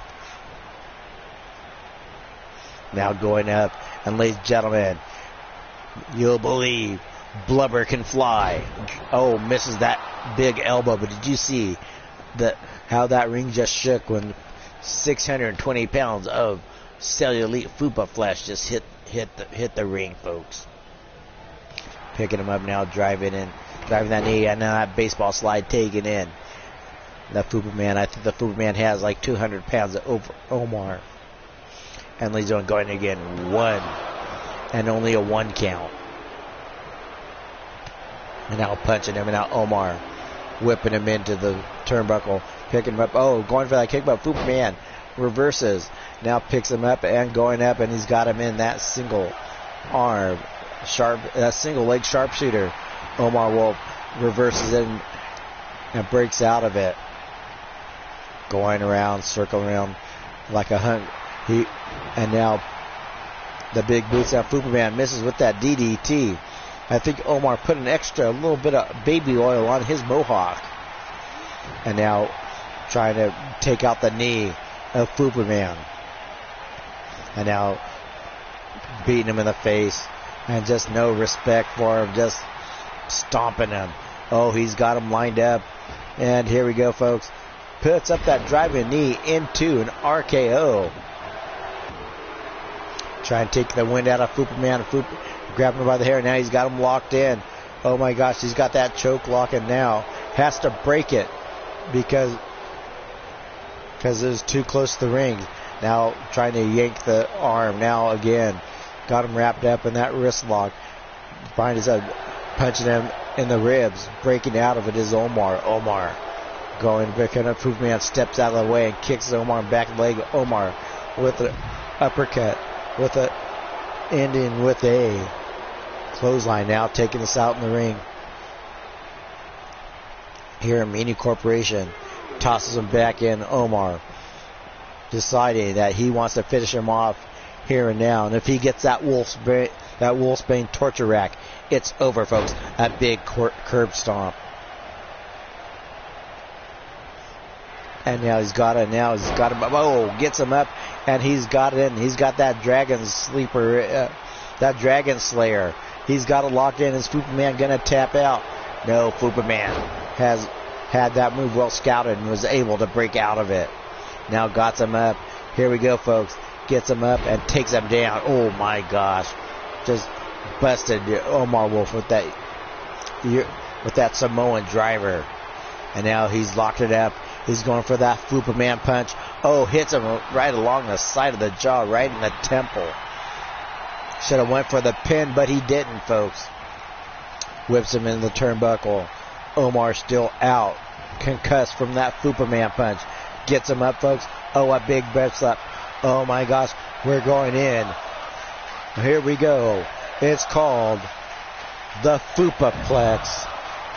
Dropping him and shattering Omar's coccyx, because that's what happens when you get a Fupaplex, folks. And now Omar Wolf somehow surviving that Fupaplex, trying to get back in this match. He shook off the cobwebs after having his bell rung, and now putting on a comeback. Oh my gosh, those chops, those kicks, those legs, that combo. But Fupaman making a comeback. Omar with a big fist to the face, rolls back into the ring. And now, Omar gets sucker punched by Fupaman. Fupaman takes him down. Oh my gosh, takes him down, and now going for the pin. This could be it. 1, 2. Oh my gosh, Omar Wolf may have misjudged his opponent. Fupaman is putting on a beatdown on our world champion, folks. And luckily, the world title is not on the line tonight. But ladies and gentlemen, and look at this. Driving that knee in. Oh my gosh, just mocking him. Oh, was going for that big elbow, but decided to dish out more punishment. Omar Wolf still back in the match. That may have been a crucial mistake by Fupaman, not going to finish Omar off. But now Omar driving the fist down. Now Omar going up and gonna deal some more damage. Got him up. Here we go. That neck breaker. Outside the ring ropes. Now putting the feet, putting the boots to him, giving him a beat down. Now got the armbar locked up. He's got it drive in, and look at this. Oh my gosh, bending back the fingers, breaking him. Now driving, working on that lower back of Fupaman. Trying to take out those high flying movements of Fupaman. Picks Fupaman up. Ladies and gentlemen, soften him up for Wolfsbane. Here he goes now. He's got it. Is he going to tap out? Oh my gosh, he's got it.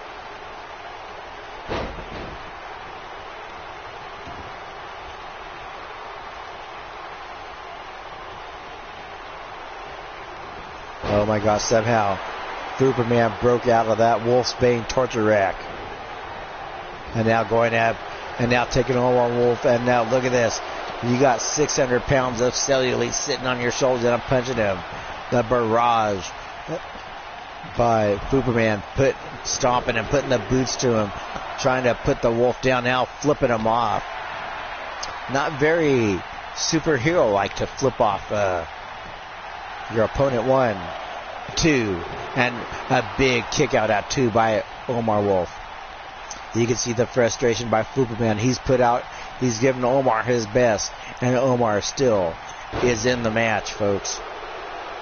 Omar Wolf beating his chest. Yeah, so I know he's going to need therapy, Raven. Oh, drops him down, and now Fupaman picks him up, and now a reversal by Omar Wolf. And you see there's no quit in this Wolf. And look, running in with the clothesline now. Ripping him in the ring, and now Omar Wolf going up, slips out of the way, and bitch slaps him. And now Fupaman with the big chops, taking Omar Wolf. He's got Omar Wolf up, and Omar Wolf fighting his way out, putting that elbow to the side of the face of Fupaman. Fupaman got him up, and here we go, folks. Got that face breaker to the knee, and now taking him out, and here he is. He's going for that Dragon Slayer, but has to break it because Fupaman put his foot on the ropes. Had he locked that in, it would have been over for Fupaman. He would have tapped out. Now going up, now softening him, kicking him in the side of the face. Omar Wolf giving no fucks to Fupaman. Now lining him up. This could be it. What is Omar Wolf going to do? He's got him up. Oh, a reversal there. Tosses Omar Wolf like a bag of garbage. Oh my gosh, that face breaker to the knee. Oh, he's got it locked and loaded. That Superman punch. This bit, he's staggering. He's laggering. Oh, he gets a taggering. And Omar will somehow survive that Superman punch. These two are putting on quite the show here, folks. Now stomping him. Omar Wolf not done yet. Superman, big back body drop. Exciting matchup here between Superman and Omar Wolf. Whips him into the ring. Oh my gosh, gets him up and now sitting on top of Omar Wolf. Has Superman's taint in his face as he's being pummeled by the Husky man. Now punching him and now throwing him across the ring with the Irish whip to turnbuckle. Oh, that big knee as Omar's face down. And now knee to the back of the neck. Oh my gosh, now he's ripping the face of Omar Wolf. Needs to, in dire straits of losing this match, but making a comeback here. Cobra clutch and backbreaker. And now flopping him over like a wet sock monkey on a Thursday afternoon when your clothes are wet. And now guts him up. Oh, he's got it in that Dragon Slayer. He's got it. Superman, he's going to tap out, folks. I don't think he has enough left. Oh, my gosh, I thought he was going to tap out. He still had enough in that tank to break out. And Omar Wolf punching him. Omar Wolf trying to finish him up. The Scottish sickle to the back of the head. Concussing. I think it concussed Superman. Omar Wolf trying to pick him up. He's got him up. He's got him that Wolf's Bane torture rack. Oh my gosh. He's going to tap out, folks. There's no way. He's suffered too much damage. Omar Wolf has got it locked in. The pain in the lower back. But somehow, Superman survived it. Omar just drops him and Omar Wolf going to the top rope. What's he going to drop? Oh, misses as Superman with superhero-like powers makes a recovery, but Omar Wolf making a cut, fighting off Superman. A little frustration on Omar Wolf. Oh, look at this. A quick reversal out of nowhere, folks. Got it locked in. Omar Wolf's in trouble, folks. That Fupa punch. This is going to be the fourth one he's took to the side of the crane, and it's busted open. Omar Wolf. Is he going to go for the pin? This could be it. This is 1, 2, and it's not enough to take down our world champion, folks. Now grabbing up by the scruff of the neck.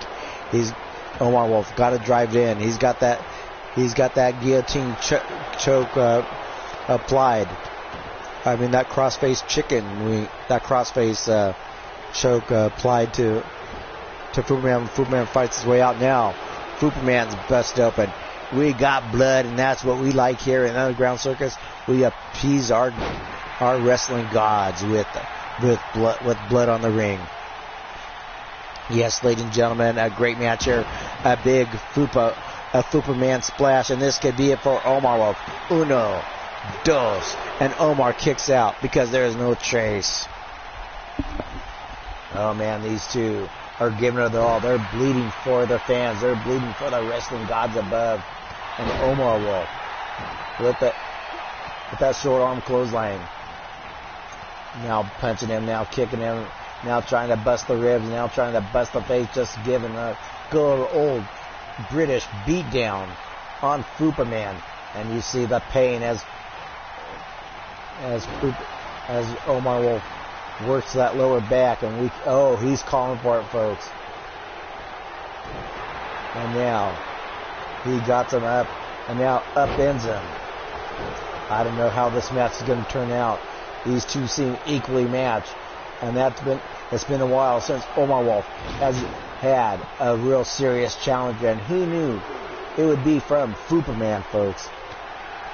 Now punching him, and now setting him down with that fireman's carry. Fupaman goes into Omar Wolf pumping himself up, but gets caught off guard by Fupaman. Fupaman taking advantage of the distracted Omar Wolf. And now toying with Omar. He's got that front face locked in. Wearing down Omar. But Omar quick to reverse and gets him into an uppercut. Now fighting his way out that big boot, staggering Omar. Omar's got him up and drops him off that belly to belly, and that's quite of a belly to belly. It should be belly to jelly suplex. Got him up again. Fupaman fights his way out with that knee to the top of the noggin. Now got him up, and now look at this. Drops him down with authority, man. Just broke Omar in half. Oh, got it locked in. He's staggering. He's laggering. He's going to get a blaggering and punches Omar in the side of the mouth. That Fupaman punch. This is it for Omar Wolf. He's, oh my God. I am just beside myself with this loss. 1, 2, 3. Ladies and gentlemen, the winner of this match, Fupaman.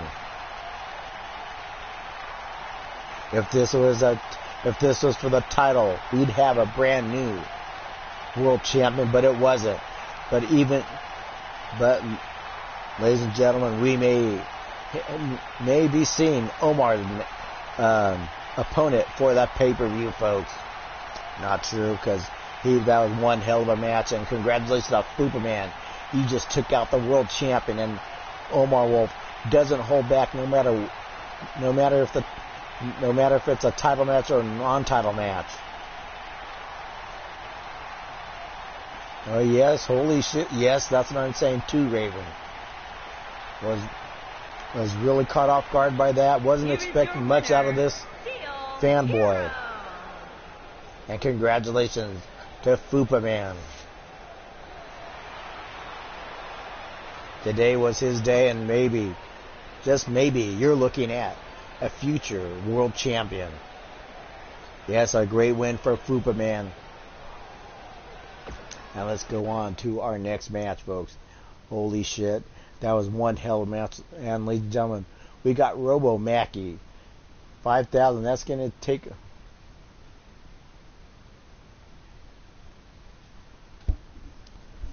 Yep.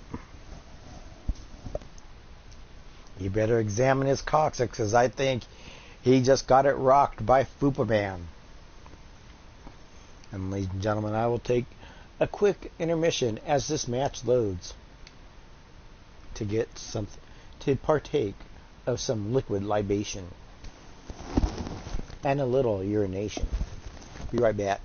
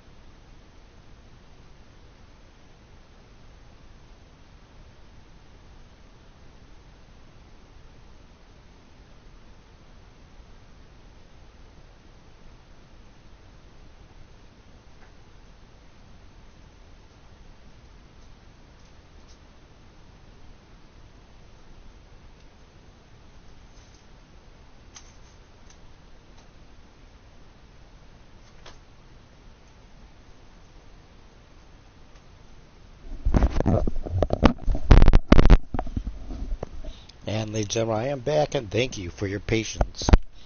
And let's get the... And ladies and gentlemen, we got Robo Mackie 5000 taking on the mixed martial arts superstar, the Beast Donkey Dick. Yes, and Robo Mackie said that he is going to take Donkey Dick in the ring, and he's gonna beat the Donkey Dick in the middle of the ring, folks. I'm not sure that's allowed here, and I may be banned from YouTube for animal cruelty if he's beating the Donkey Dick. But ladies and gentlemen, I've been handed some papers here from my front office by the Beast Donkey Dick, saying that I am mispronouncing his name, and that I have a cease and desist order from pronouncing his name wrong. Well, ladies and gentlemen, part of Meany Corporation. Making his way to the ring from South Park, Colorado, weighing in at 200 is the one Robo Mackey. Mr. Mackey.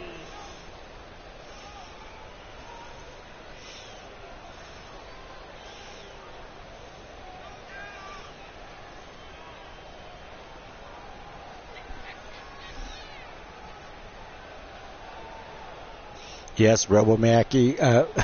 As we know, Mr. Mackey suffered a bicycle accident a few months back, but he was picked up by Meany Marbles and turned into a full cybernetic wrestling machine.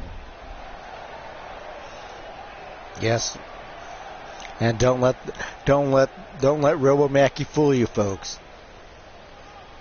He's a pure fighting machine, okay? And the third member of the faction, Meany Corporation, folks.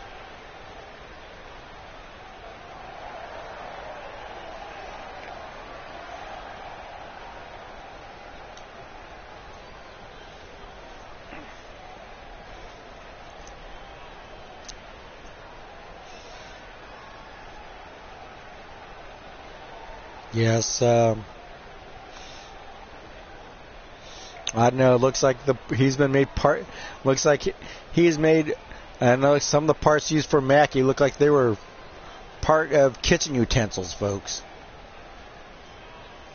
I think his lower pelvis was made from a colander, not a calendar. For those educated people. A colander is a strainer. And now, ladies and gentlemen, your mixed martial art, coming from the mixed martial arts background, and of course was a world champion in the MMA, folks. And his opponent from Battle Creek, Michigan, yes, ladies and gentlemen, at 282 says he knows Fred Starr in a cardinal way. But I don't know what the hell are you talking about. Fred's not Catholic. But ladies and gentlemen, coming from the stomping grounds near Fred Starr, ladies and gentlemen, is the Beast Donkey Dick. Ladies and gentlemen, look at the size of Donkey Dick. He's very huge and veiny, folks. As you can tell, his mixed martial arts training, his training regimen, just makes him a big beast, folks. I'm just and the power of, you can see the power in this guy's build, folks.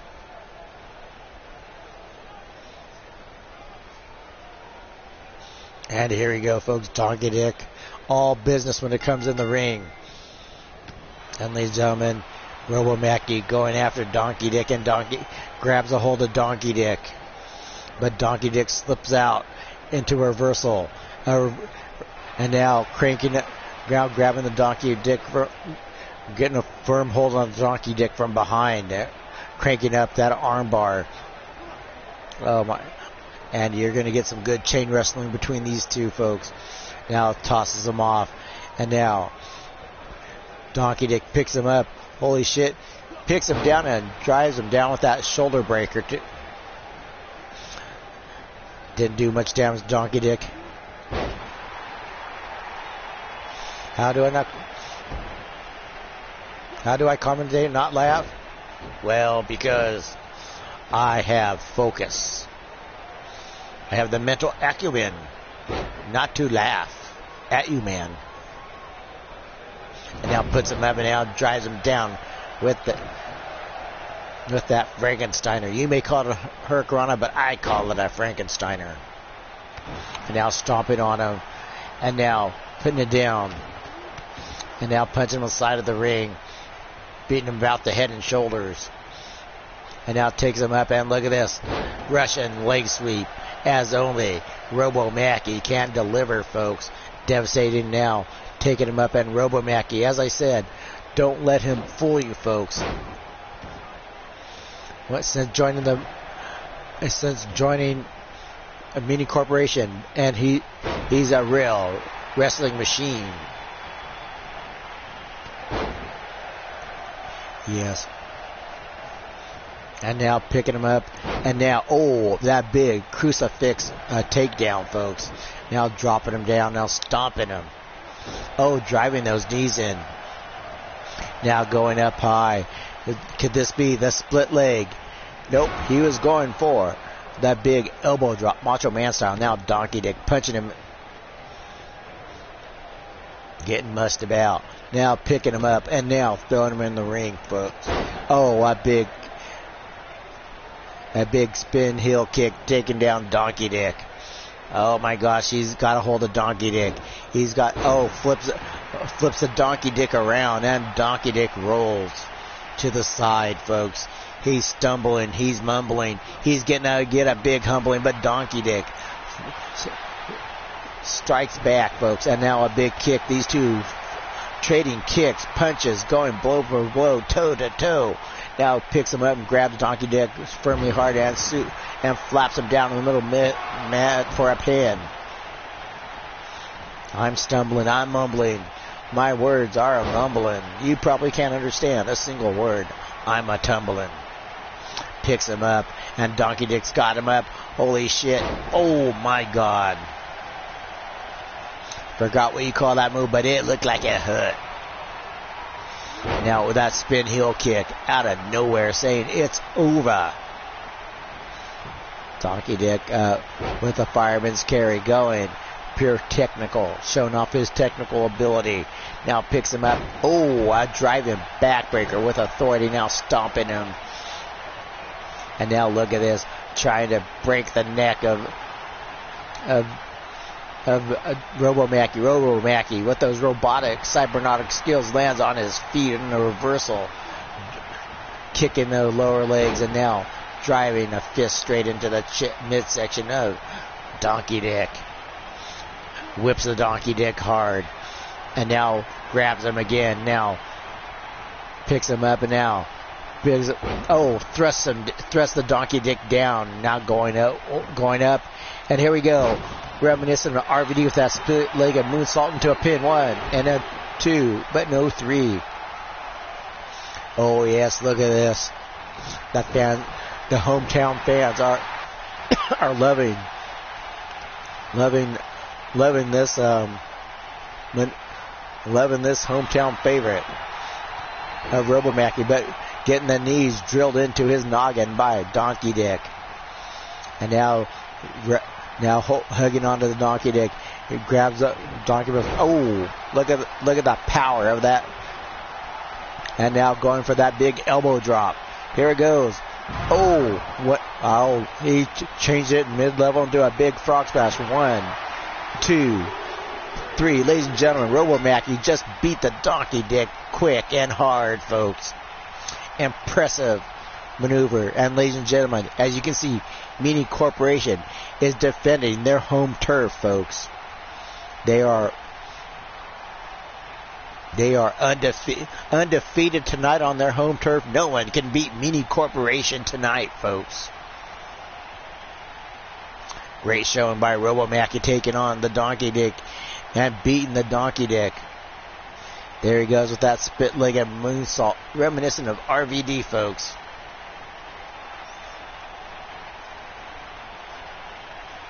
Now going up and dropping that big splash down on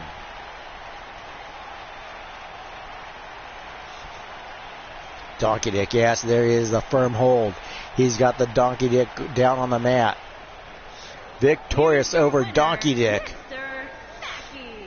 Yes, and missed as he rolls the Donkey Dick off the way. Raises his arm in victory. He made that look so easy, folks. Look at that smug look on his face. A tough look, a mean look, folks. You don't mess with Mini Corporation. You don't mess with Robo Mackie.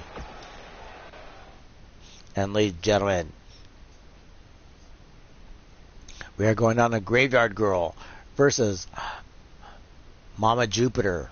Yes, ladies and gentlemen, Graveyard Girl, part of the Suicide Club, or affectionately called the Soy Sauce Club, taking on the life partner, the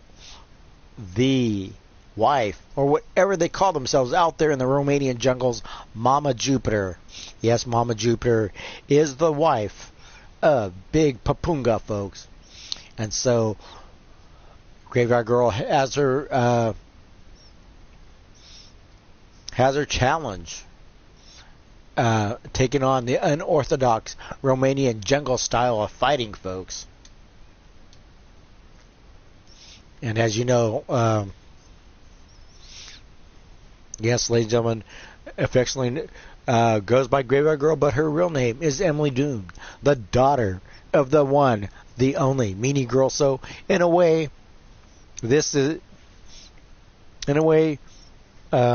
she's defending her mom's home turf. But we know that Emily is part of the Suicide Club, as I mentioned earlier, and that is by Angelica Malice, by Suri Bloodyard. Of course, Suri Bloodyard is my daughter and Evie's daughter. Yes. And we got Zoe Doom and Emily Doom rounding out that faction, and that faction is here to prove a point that the new guard coming in to the Underground Circus is replacing the old guard. Making her way to the ring from out of this And world, the ghost, Emily D. So I guess in a sense that Emily is my niece. But she flips me off saying that there is no way she's related to a Yeti. Well, technically you are, but hey. And she says, by marriage doesn't count, you fucking furball. Oh, shut up. What is this disrespect for me? Am I not, a world superstar? Not only am I responsible for all the Yeti movies, that is my writing. If you look at Smallfoot, that is based on my life story. I was the script consultant. I was a technical consultant, and also, did you know that I am the new Chewbacca? Because before, I did all the nude scenes for Chewbacca, and I also was his butt double, as well as his stunt double in all the Star Wars films. That was me. Chewbacca, the guy that played Chewbacca, could barely walk 2 feet without falling down. It was the grace of one wild-eyed Yeti that made him look so good. But now, ladies and gentlemen, I am the new Chewbacca in the Star Wars films. And rest in peace, Peter Mayhew. But because why have the Happy Meal when you could have the real deal in Wild-Eyed Yeti, ladies and gentlemen. And of course, ladies and gentlemen, coming from the tropical jungles of Romania. The Witch Doctor. And ladies and gentlemen, holding the head of her last victim, or her last relative she had over for dinner. I do believe that was her. I believe she's holding the head of her mother-in-law. You see, the Papungas. I see Mama Jupiter invited her mother-in-law over for dinner. I guess that's one way to take care of an in-law. You can't beat them, eat them. Yes, You know, if you ever had an in-law wanting to move in, that's how you take care of them. Oh, never mind. Never mind. That's, maybe that's why you've never seen Evie's father. Never mind. And now putting him in. By the way, did you know that Evie's father and Meanie's father goes by the name of Deuce Bartwalker? Yes, ladies and gentlemen. You don't want to be around him. You don't want to be around the Thanksgiving dinners. He's got those walking farts. And with a name like Deuce Bartwalker, you don't. Never mind. Yeah, just the memory of him lingers. But ladies and gentlemen, back in the ring as Emily Doom takes on Mrs. Perfunga or Mama Jupiter. That big comes on Emily with the DNA of Meanie Girl etched in her blood. Is not afraid of anybody. And you could tell that big boots, the big swapping boots by Big Perfunga, a big bookend slam by Mama Jupiter. Now look at this. Now going for that front face lock, right onto the trying to squeeze the blood out of Emily's head. Now Emily making a comeback. Now a bit. Oh, look at this twirl around slam, setting her up for the ride. Now Emily pushes her off easily. As she's trying to, as Mama Jupiter was trying to take the legs, now raking the neck, cranking it, spanking it. Oh, sorry, got a little distracted. Now going up there, and now got her up, and now Emily is in trouble here, folks. Oh, here we go, going for that tombstone, but not going for the pin. Nice reversal. I don't know how Emily survived that devastating tombstone by the big monster Mama Jupiter. Mama Jupiter with that flying tackle reminiscent of the Ultimate Warrior. Picking her up and now tossing her like a wet sock monkey on a Thursday afternoon when you want to do your ironing, but you can't because it's raining. Is the one. That big uppercut by Graveyard Girl. Picking her up.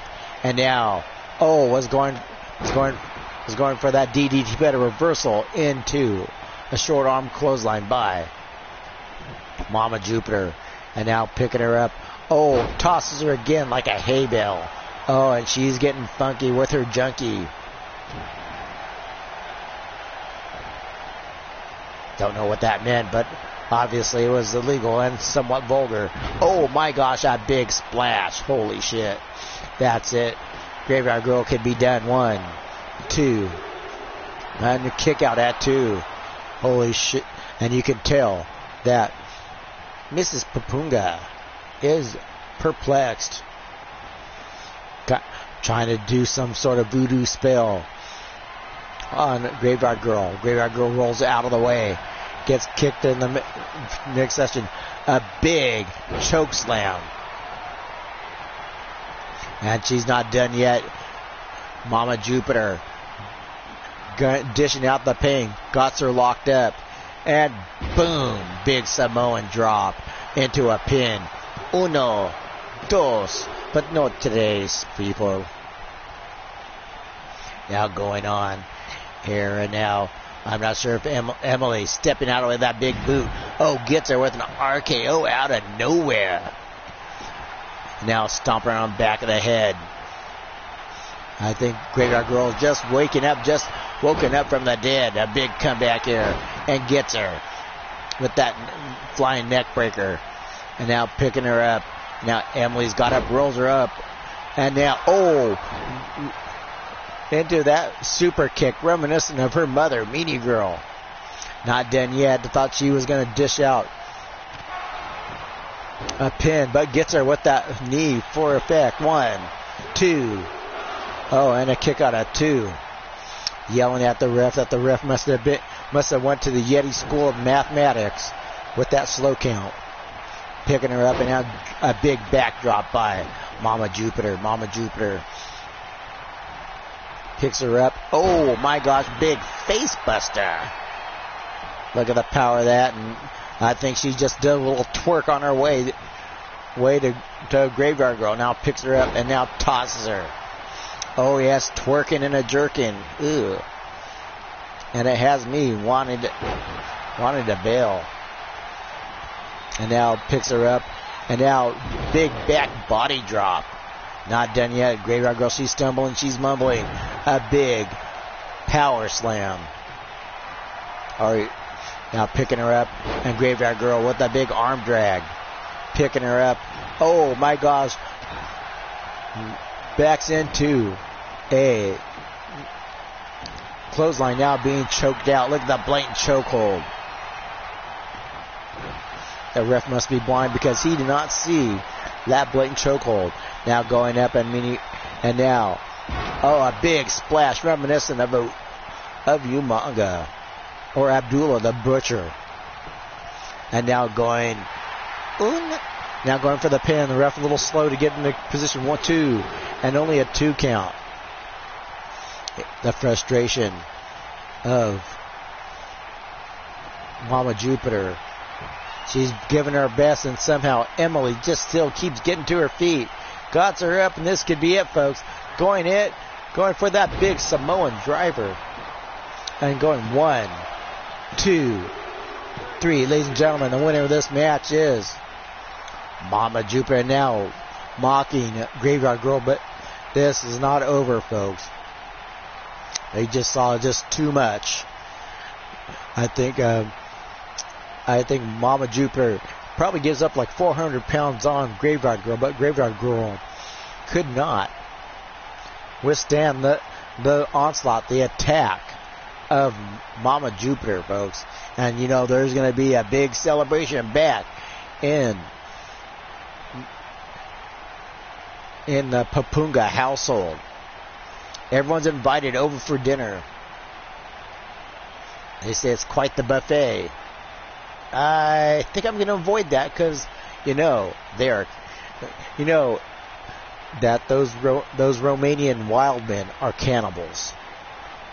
So, you and Papa have fun. I think I have a previous engagement. Let me check. Yeah, I do. Sorry, can't make it. Here is your winner, the Witch Doctor. But Raven, you're more. You and Joey can go over to the Papungas for dinner. They said it's just a quick bite to eat. And ladies and gentlemen, let's go on. That was quite a match, folks. I was surprised at the outcome. Every one of these matches built up to something very exciting. They each built upon each other. I'm like totally stoked at how this show turned out tonight, folks. And let's check out tonight's show, which we will be airing later on because I stream because I stream at odd hours of the mid-morning. Let's check a look at tonight's matchup. Oh, ladies and gentlemen, some of this will change. You just saw her in action. Was in a Hell in a Cell, Averill, Megasonic, Mama Jupiter, Mean Classy Green, Joey's real mother. And ladies and gentlemen, this must be a family reunion for Joey because Mangalino Pischetti, Joey's uncle, he said he's going to beat the snot out of Omar Wolf. And of course, Daniel Starr, Reggie the Sock Monkey, and Koala McGregor will be taking on each other in a triple threat Hell in a Cell match. And ladies and gentlemen, we got Raging Beauty again taking on Meanie Corporation 6.9. Now here we go, oh my gosh, we got a triple threat match. EJ Kosoloff, Miss Ling Ling Ramus, and Mercia. And here we go. And we got a 5-man table match. Mighty Minerva, Melandra James, Hot Petunia, Graveyard Girl, Hubiasa. And of course, our main event will be Soy Sauce Club taking on taking on the tag team of Mini Corporation, which will be Alexa Rating at Meanie Marbles. Some of these matches may change because some of these stars already fought tonight. So that might change. A lot of these matches will probably change, but that's a preliminary card. Yes. Yeah, it's going to change a few, but because I see a few duplicate matches that I don't want to change. So that's a preliminary card, as of course, subject to change. But ladies and gentlemen, we're not done yet. We're just in our second hour. We're going to go on into bonus matches, and this is where we have our fun, is the bonus matches. The bonus matches is where we kick up our heels and have some real fun, folks. This is where I go off the written script. Is on the okay. I'm getting sent a reminder that nothing I do is written down. Yes, we will leave universe mode, and we will go into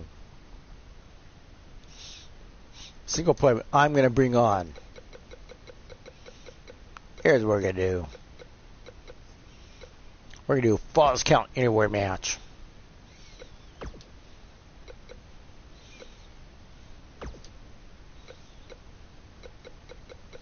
We're going to bring on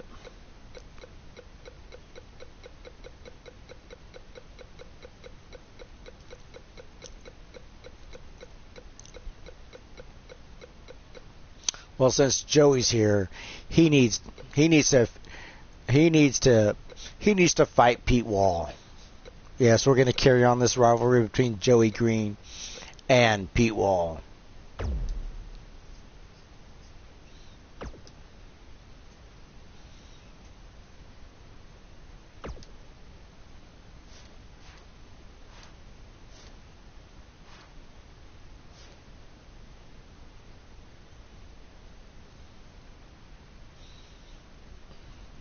And of course, we're going to do a normal match.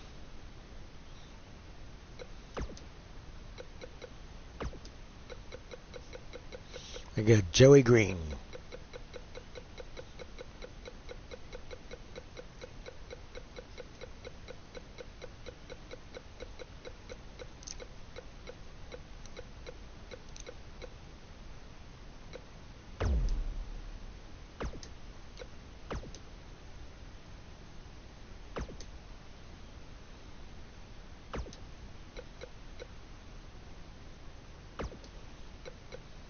And of course, he'll be taken on by his manager.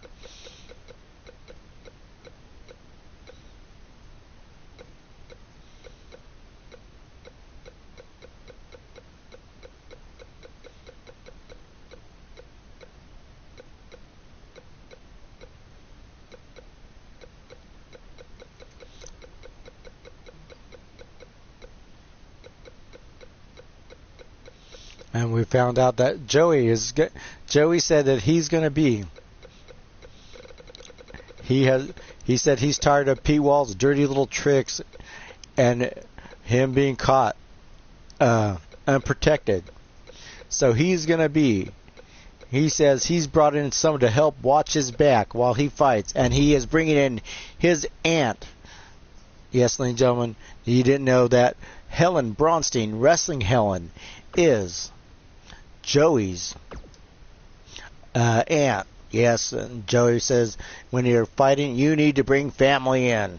And of course, he'll be taking on the lowdown with the big bully himself. He called the big asshole, known as Pete Wall. And of course, Pete Wall will be coming to the ring by the love of his life. His thrill pill, known as Yolanda Bend Me Over.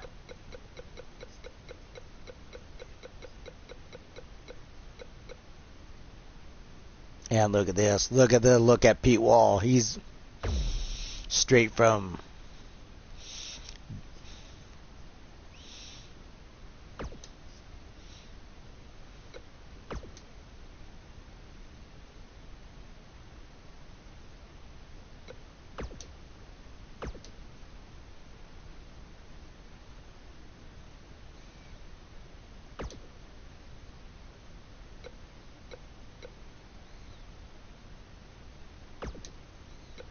And you'll be...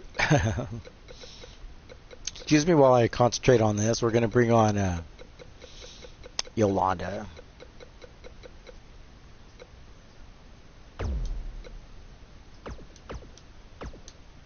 Yes, and here we go, folks. We got it.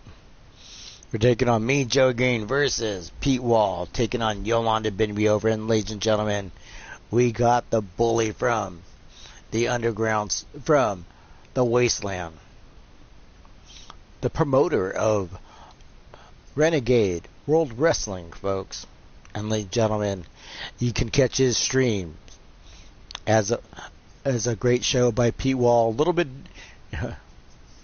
yes, ladies and gentlemen. So, if you catch a great show is done by Pete Wall. It's a Renegade World organization. A bit of a post-apocalyptic wrestling. Can I say that? Is where it takes place in the Wasteland, folks. And of course, you got me, Joey Green, with Savage Wrestling, folks. So check out both their channels when they stream, and they both do an A-OK job compared to right now. They do a great job. And of course, check out UKWF. Check out Global Wrestling. There's all sorts of streams out there, folks, and you can guarantee that they're great. They're great shows, each in their own right. ASWF is another one you should check out. And if I miss any, I'm sorry, but those are the ones that I'm currently watching, folks, that I currently can catch when I'm up, folks. And ladies and gentlemen, here we go, folks. Joey Green bringing in his family, Wrestling Helen. Yes, and you do see the resemblance between Joey and Wrestling Helen. There's a strong family resemblance, folks. And Wrestling Helen told Joey, take this straw, shove it up Pete's ass, and suck out his life force to make you strong. And look at it. And if anyone could take out Yolanda, it's probably Wrestling Helen. And from the Jersey Shore, weighing in at 385 pounds, Mean Joey Green. Yeah, Joey says Pete better watch his that. He says Pete's getting an ass kicking. He said he's tired of Pete's little bullshit, and he'll be damned if he's going to have Pete for a son-in-law. And he'll be damned if he's going to raise that grandchild that's going to be born. Yes, ladies and gentlemen, we might have baby Walgreens.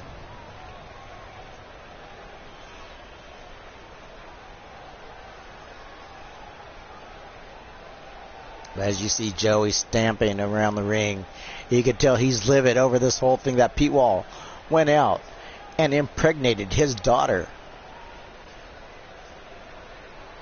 And ladies and gentlemen, as Joey waits for Pete's Wall entrance, pretty sure he would like Pete Wall's entrance, but that's a totally different story, folks. And ladies and gentlemen, coming from the Wasteland, accompanied by Yolanda Benby over, folks. And ladies and gentlemen, as you can see, Pete Wall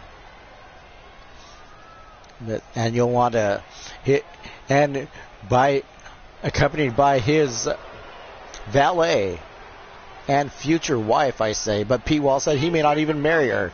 He just knocked her up to piss off Joey. And as you can see, the unborn child, Joey's grandson, is poking his head out, wanting to say hi to his granddad. Yeah.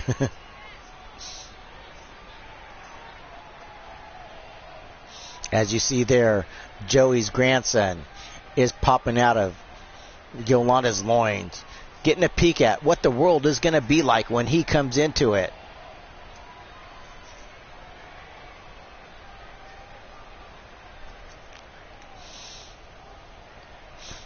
Transporting straight from the Wasteland here to the Underground Circus to give Joey a beatdown. He says he'll travel through any wormhole, any teleportation device when it involves humiliating Joey. He says he has no fucks to give to Joey except for a big boot to the ass. And here you go, Pete Wall And then you see Yolanda standing there naked and tattooed up in the ring. Now Joey standing 7 feet tall over the 6'3" Pete Wall, but Pete Wall lurks out of it. Now takes Pete Wall up, and now Pete Wall reversal into a DDT. Yolanda looking on. She's just flipping Joey off and saying, hope Joey gets his ass kicked. Pete rolling Joey around like a ball of dough. One. Now picking him up, and now getting him up a little. Oh my gosh, look at it, out of nowhere. A pump handle Samoan drop, whatever you want to call it. That was like totally amazing. They're now a big gut wrench suplex. Now going for the pin. Uno, but not even a 1 count. Not even phase Pete Wall, but Pete Wall putting down that big elbow down on the knee of Joey Green. Now whipping him in the ring and now slapping down at Joey. Going up now, slapping him now, punching him in the side of the face, and now Joey with that crucifix armbar takedown. And ladies and gentlemen, get a good view of Yolanda's naked ass. Luckily it's covered by tattoos.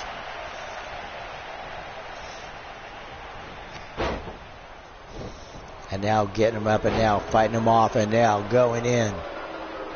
And Joey putting the beat down. Gonna making Pete pay for getting with Yolanda. And oh, look at this. Takes him down. And now Yolanda and Joey having words. Yolanda saying, and Yolanda distracting Joey now for Pete to come in with a clothesline, but Joey quick on Joey, very very well schooled in Yolanda's tactics, knew that Pete Wall was coming and took Pete Wall off that clothesline. But now going back, Pete Wall seemed to have gotten the advantage, but bats Pete Wall off, and Pete Wall gets picked up and getting sent for the ride, and damn, Joey gets him with that shoulder breaker, going in for the pin. Now Yolanda gets in, pulls out the ref, and Yolanda goes, hey, it wasn't me, as Joey beats down Pete Wall, arguing with the ref. And the ref warning Yolanda, if she any more shenanigans, she will be ejected from the ring. Joey, in the meantime, just beat down Pete Wall. And Pete Wall, he's out on his feet, folks. And Pete Wall getting stomped by Joey Green. You can see that Joey not being distracted at all. Clearly focused on beating down Pete. Taking out the Fury. And now getting that inverted Frankensteiner. I call it the Joey Steiner. 1, 2, and almost a 3 count. Holy shit. Now yelling at the ref that was a 3. Pete Wall in trouble. Can't he turn this around the moment? Yes, beating himself about the chest. And now getting funky with his junkie. And now a big clothesline. Another big clothesline. Holy shit. Here we go. Yolanda throws in the chair, and Pete Wall with the tilt-a-whirly bird takedown. That chair into play. Is Pete Wall going to use that chair that Yolanda threw in? Setting him up for the ride. Ladies and gentlemen, you got it. The fall of Joey Green, or the fall of man, at 1, 2, almost a 3 count. Pete Wall a little desperate there. And can we have it, folks? Send him down. And now Joey mocking Pete Wall, saying, waiting to dish out more punishment on Pete Wall. Pete Wall is out. Oh, a little skullduggery, a little pressing down. Look at this, Yolanda taking on Joey Green. Oh, throws Joey Green into the side apron, into Pete's boot. You see Yolanda getting involved, but Wrestling Hell is just doing nothing. I think and now taking the beat down on Pete Wall. Now Pete Wall runs back into the ring. Yolanda walking over there. Oh, look at this. And now the ref finally tosses out that chair that Yolanda tossed in. Didn't come into play. I thought it went, and Pete Wall just dropped Joey like a bad habit. Whips him into the turnbuckle. Now Joey Green's in trouble, folks. Pete Wall. Oh my gosh, he's not done yet. Look at this. Got him up. A DDT on the ring apron, folks. Giving Joey a little beauty treatment on that ugly mug, but Joey coming back. It didn't seem to phase him. Now Pete Wall punches him out, slips back in before he gets counted out. Now, oh my gosh.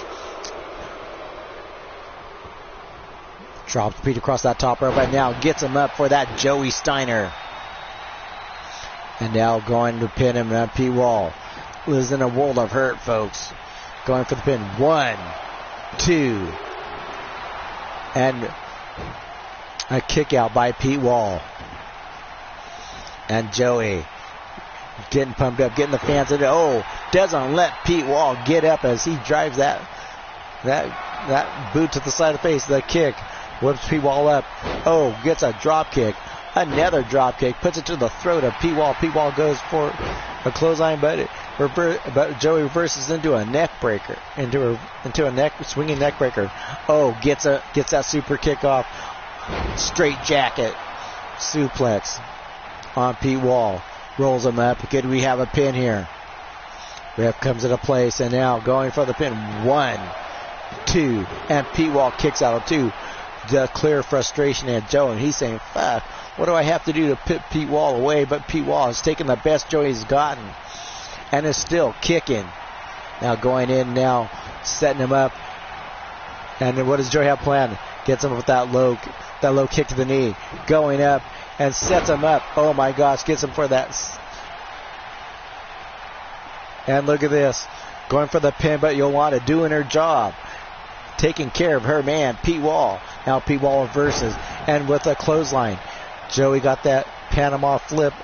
That Panama sunset off. But had him pinned. But Yolanda distracted the ref. And now Pete Wall. Catching it. Trying to catch his wits about him. Trying to clear the car. But Joey just keeps at Pete Wall. Now going after him now. Lining it in now. Got that armbar locked in on Pete Wall. Pete Wall is trying to muster out, powering out. Look at that power. Pete Wall punching Joey in the side of the head. But you can see that arm is bothering him in that shoulder. Got him up. Gets him up for a big... Hello, Cowboy John. Welcome to the stream. Seeing a little action between Pete Wall and Joey Green, folks. And Joey Green looking to take Pete Wall. Pete Wall smartly rolls out of the way, folks. I think Yolanda has been ejected from the match by the ref. So now Joey doesn't have to worry about Yolanda distracting the ref. And now a big... And how you doing, Cowboy John? Hope you're having a wonderful day. Crucifix takedown as we get a count out. There's that chair. No one's used it yet. Now Pete Wall making a comeback. Rolls back in the ring. And now punch it. Oh, break of the eyes. And now punch it. And now taking Joey Green. Joey tossing the breadbasket. Joey putting on a clinic on Pete Wall. And look at the frustration. Look at this. This match has worn down Joey Green. He's giving Pete Wall everything. And Pete Wall manages to still stay in the match, folks. Can Pete Wall mount any kind of offense right now, folks? Picking him up. Oh, look at this. Going for those machine gun chops, folks. Slapping Joey on his man titties. And ladies and gentlemen, here we go. Wait for it. Boom. Boom. And just punched him straight in the throat. You see Pete Wall's pump. He's going to get jumped. But he runs right into a big elbow by Joey Green. Joey Green not phased by those machine gun chops. And now with that low kick to the knee. Going up. And here we go. Panama sunset. This could be it. And there's no Yolanda to protect him. 1, 2. And Pete Wall kicks out again. That's a third Panama sunset or whatever you call it, folks. And now drops him with authority. Pete Wall back in this match. That big knee. Now stomping Joe on his big schnoz. And now a basement drop kick aside. Pete Wall says, "Come on, Joey. Is that all you got? I'm just getting warmed up." Now Joey again with that big shoulder tackle. Now stomping down Pete. taking out that aggression, but Pete Wall, drives the point of that elbow straight into Joey Green, but Joey Green takes the running Pete Wall and reverses into a power slam. And now kicking him, those MMA style kicks to the ribs on Pete Wall. A drop kick to the center mass of Pete Wall. There we go. That big super kick into a straight jacket suplex. This could be it, but doesn't go for the pin. Letting Pete Wall stay around is not a smart thing to do. Rips him up and now trying to finish Pete Wall off. And now he's got him up. That big kick again. Going again for that Panama Sunrise. And boom. He's got it, folks. This has got to be it. Pete Wall is laid to rest. 2, 3, ladies and gentlemen. An awesome match between Pete Wall and Joe Green. And believe me, this is not over. Oh, thanks for the like, Cowboy John. Always appreciate it. And look at this, folks. Joey Green. Today was Joey Green's day. But as Pete Wall says, every dog has his day. You better watch your back, Joey Green. It's not over. And you're going to see this. You're going to see this rivalry take place over a few feds, folks.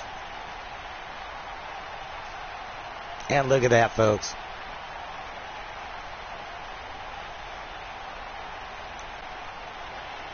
And ladies and gentlemen, the bonus matches keep on coming, folks.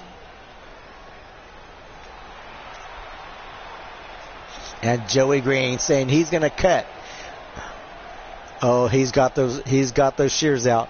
He said he's going to stop that bloodline once and for all by cutting off Pete's willy. Holy shit, he's going to... Next time he sees Pete, he's cutting his willy off. Holy shit.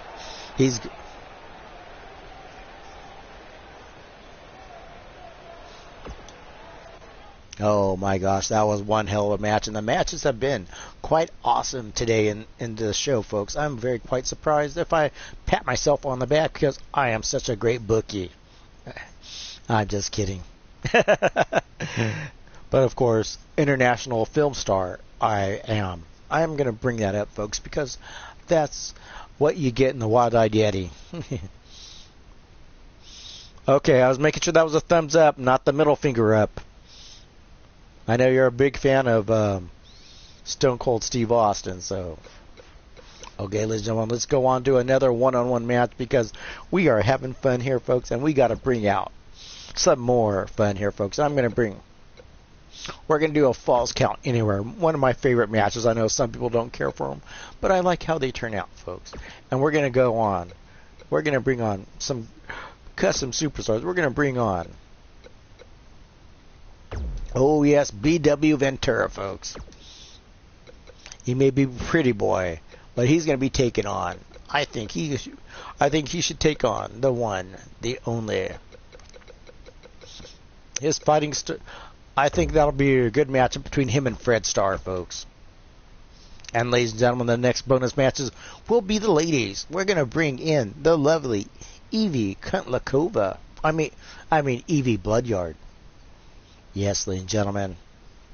I have to get a shout out to Evie if you're watching.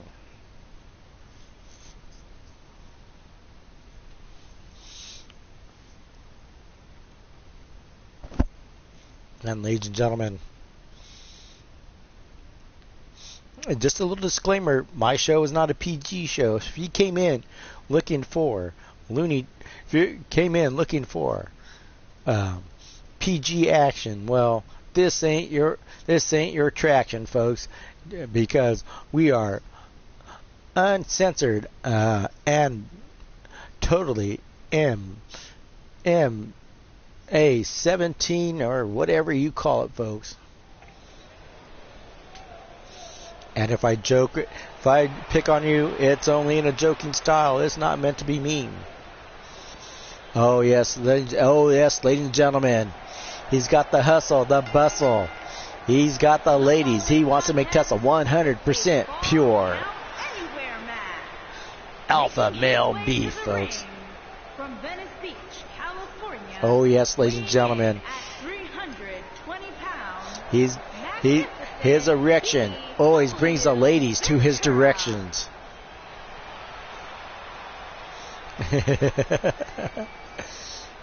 Yeah, you just flipped me off. I saw it.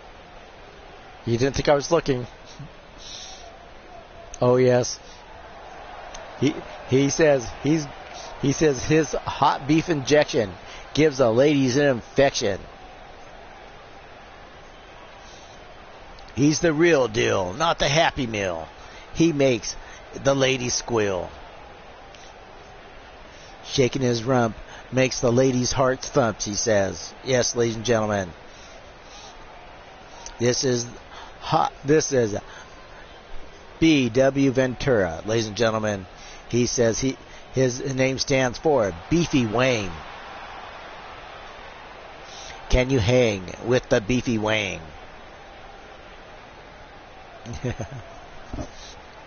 And ladies and gentlemen, the Impact player, the one, the only Fred Starr, folks. Fred Starr, he's not one. He's one crazy individual. Yes, ladies and gentlemen, there's no fancy thing about Fred Starr's fighting style, folks. He don't care how big, how tall you are, you're gonna fall to the Impact player, the Giant Slayer.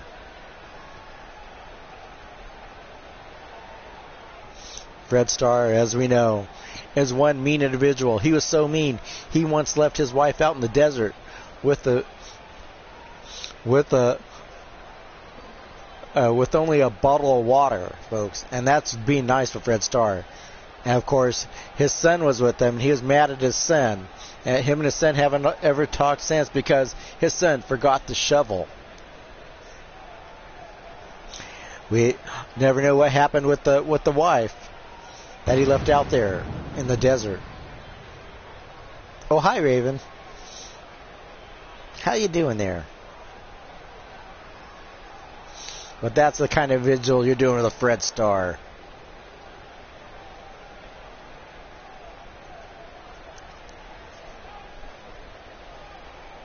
As you know, yes, as you know, as you saw earlier in the show, Fred Starr attacked his son, Daniel. And I believe that was the reason. Mumbling something about that Daniel forgot the shovel.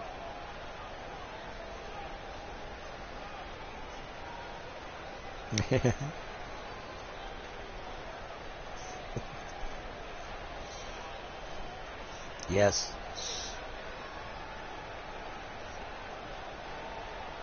But you still love him, don't you, Raven? Yeah.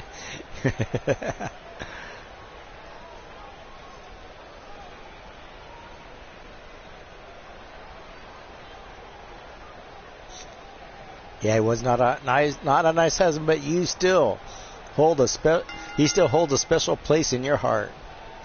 And now picking him up, and now Fred Starr locks up B.W. Ventura.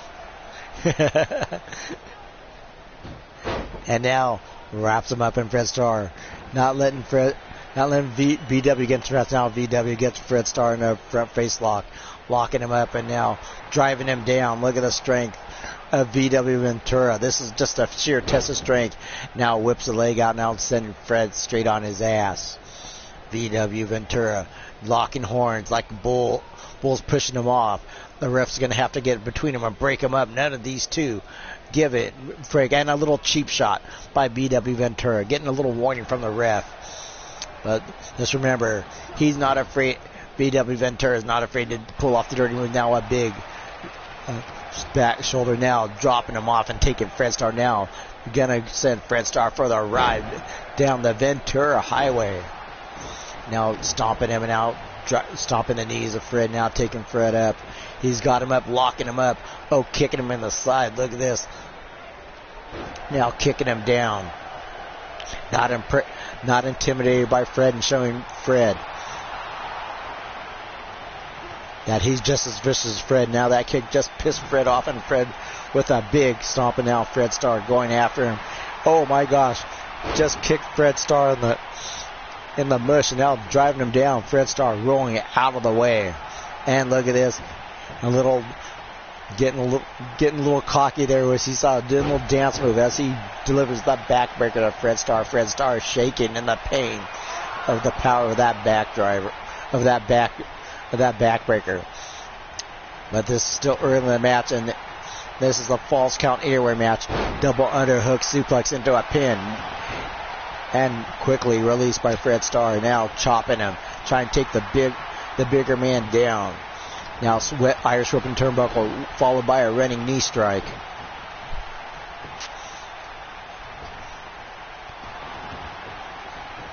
And now picking him up. And now driving him in. Now Fred Starr. Driving him in now. Driving those elbows in. He's got him locked in between in the knee. Now trying to keep the big man down. Now a big uppercut sending Fred reeling. Oh, swinging neck breaker. Oh my gosh. Almost snap. You could almost hear Fred's neck snap in that. A reversal fireman's carry by Fred Starr. Oh, Fred Starr's going for that big elbow, but that kick delivered by VW Ventura, and the king of the clotheslines delivers. That just devastating clothesline sending Ventura flying out of the ring. The false count anywhere. You can't get counted out. And now Fred Starr going hardcore on VW Ventura. And now kicking him now. These two. It's going to get bloody in a second, folks, because this is the Underground Circus, and both these men love it hardcore and love to spill their juices all over the ring. And there you go, folks. I called it, and there it is. Fred Starr has beaten VW Ventura open. The blood is flowing now, and now Fred Starr making him kiss the steel. And look at this. This is where Fred Starr is most dangerous, outside the ring, folks. And now going for the pin. VW is seeing the lights, folks, too, and only a 2 count.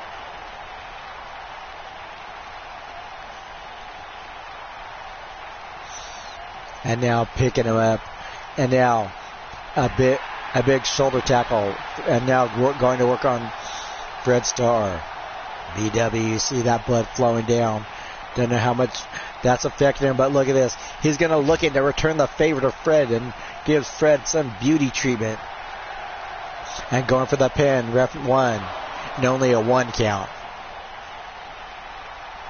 And now dropping off, driving that elbow on the top of the brain pan of Fred Starr. Picking Fred Starr up, a big atomic drop on Fred Starr. I think Fred's going to be not shitting right for the next couple of days after that. Going again.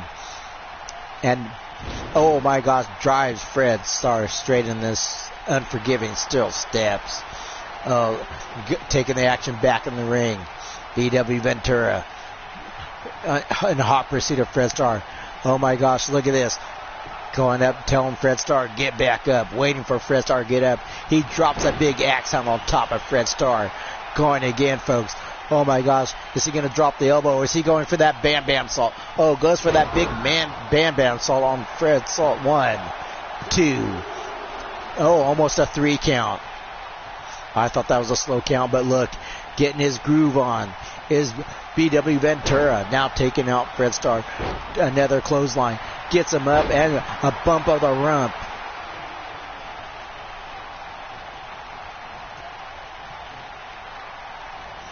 And now drop. Oh, look at that. Trying to take out the knee of Fred Starr. This has been all BW Ventura. Oh, look at this. Fred Starr. He's stumbling. He's mumbling. He's going to get a humbling. Another big axe handle. Now into a pin. 1, 2, and only a 2 count.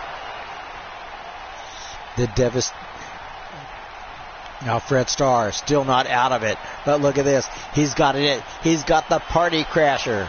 Oh my gosh. He's got the party crasher on Fred Starr. Fred Starr got tapped out. Holy shit. It was just too much by BW Ventura, folks. Oh my gosh. And Fred Starr is one tough opponent. But look at this.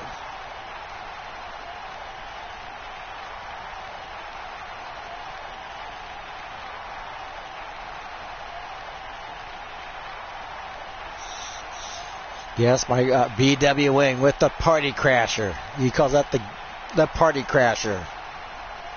Yes, party's over. With the I might rechange that to the party's over. And look at this. That big moonsault by Bam Bam. Reminiscent of Bam Bam Bigelow on Fred Starr. And look at this. That big double axe handle just really did Fred in, folks. I think those. And look at this, folks. Here's your winner, Magnificent B.W. Ventura.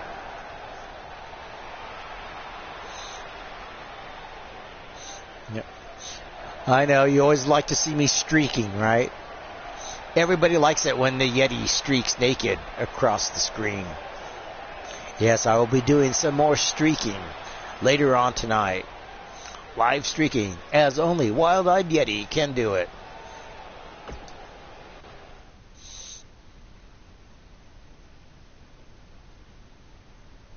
Yes, I know. People cry when I don't streak.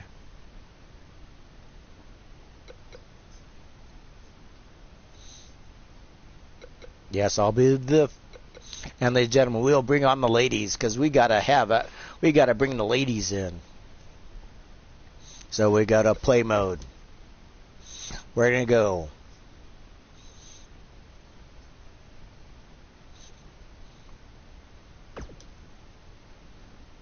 I heard Cowboy John wanted to see me streaking. I read streaking.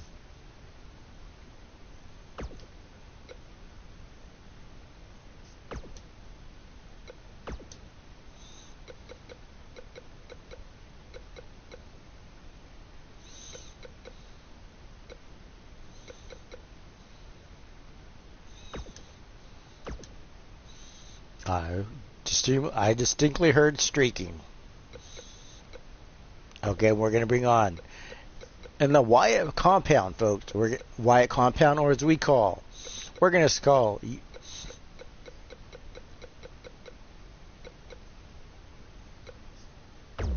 Oh, not him. Evie Bloodyard is going to be taken on.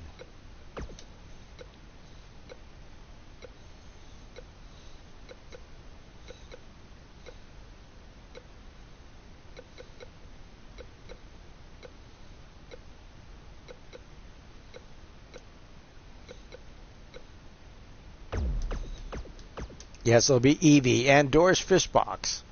A rival between these two, as always, has always been a good fight. Yes, Evie, part of BYC, and of course Doris Fishbox, head of the one, the only Bingo Hall Dolls. And ladies and gentlemen, they are looking at Raven to join. That was it. Here we go. And ladies and gentlemen, a big punch to Evie as Doris Fishbox takes on Evie.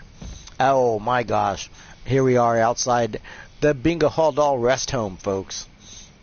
And Evie wanted to take it out, wanted to dish out some pain on Doris Fishbox before she went home for the night to the retirement home. And ladies and gentlemen, you see the cars out there and Evie put down by Doris Fishbox. Evie making a comeback. Oh my gosh, gets denied by Doris Fishbox. And now kicking her, now picking her up. Yeah, Evie's doing fine. Just not here tonight, unfortunately. Oh, a running bulldog. But I know somewhere she's watching. But now look at this. Now a big punch to the side as Evie gets caught by Doris Fishbox. Doris Fishbox trying to dropkick. Evie steps out of the way. And now that big Hurricanrana by Evie taken down. Doris now kicking her on the fupa. Now Evie gonna take her down. Puts her down with that DDT. That now getting her up. And now going to work on Doris Fishbox. Evie again. Oh, head scissor DDT. Now going to the match, and now Evie going after a big punch, driving those knees. Oh my gosh, bitch slaps her as she gets in the air. This is a knockout. Rules indicate Evie knock out the big tank known as Doris Fishbox. Doris Fishbox with those right hands. Evie coming back again with the head scissor takedown. Now picking her up by her ears. Drives her up and drives her down with that impaler DDT. I'm surprised he didn't put Doris out. And here we go, folks. Oh, what I like it when she twerks. And now that moonsault crushing the ribs at Doris Fishbox. Now Evie going up, taking her out. Oh my gosh, slams her down with authority.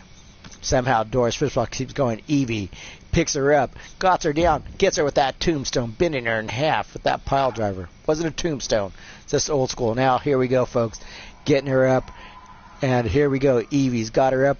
Oh, stretching out the arms, trying to tear out the shoulders, wearing down Doris Fishbox. And ladies and gentlemen, Evie going for it, kicking her again, going for it again. Oh, gets her again. And the winner of that match, Evie K. Bloodyard, folks. She just put Doris's lights out, folks. And good thing Doris is not too far home from the Bingo Hall Doll Rest Home, folks. And ladies and gentlemen, we're going to bring it. We're going to bring this show home, folks. Going on the 3-hour mark, and I am going to end this match, in this stream, and we're going to do one final match, folks.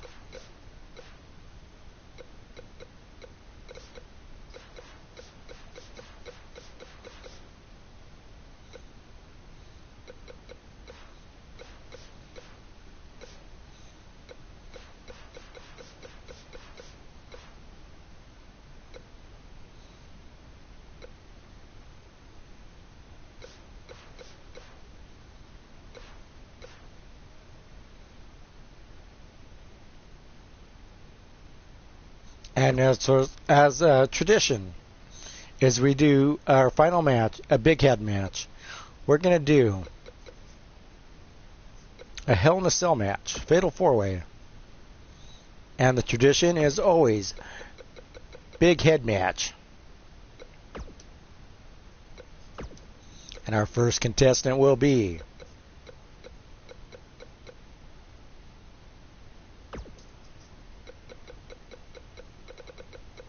and of course, our first contestant will be Raven the Enchanted.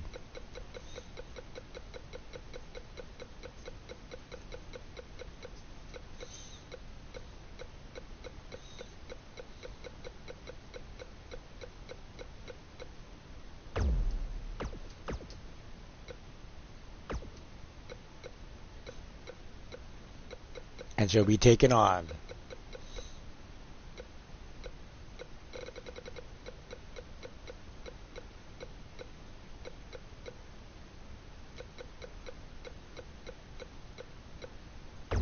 Bubs.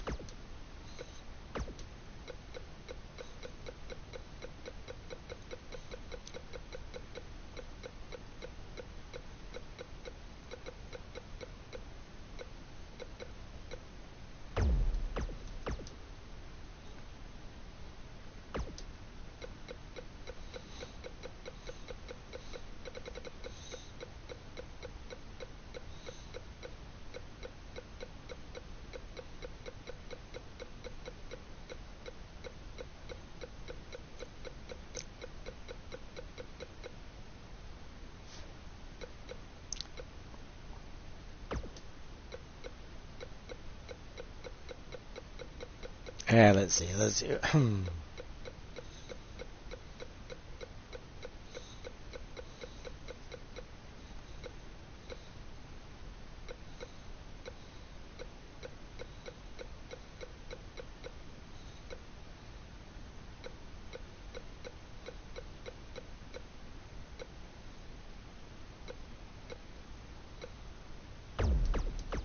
And ladies and gentlemen, here's our final big head match. We got Hell in a Cell. We got Goddess of Pain, Raven the Enchanted, Bubs. And of course, we got the one, the only Mighty Ugg, folks. Got to be an interesting matchup with this little pickup match to one way to end the stream, folks. Bubs, of course, are Raven of course, is our Hell's Gate pay-per-view women's champion. And, of course, Bubs is our Evil Circus women's champion, folks. And, ladies and gentlemen, we may have them face off in our next pay-per-view. Could be title for title.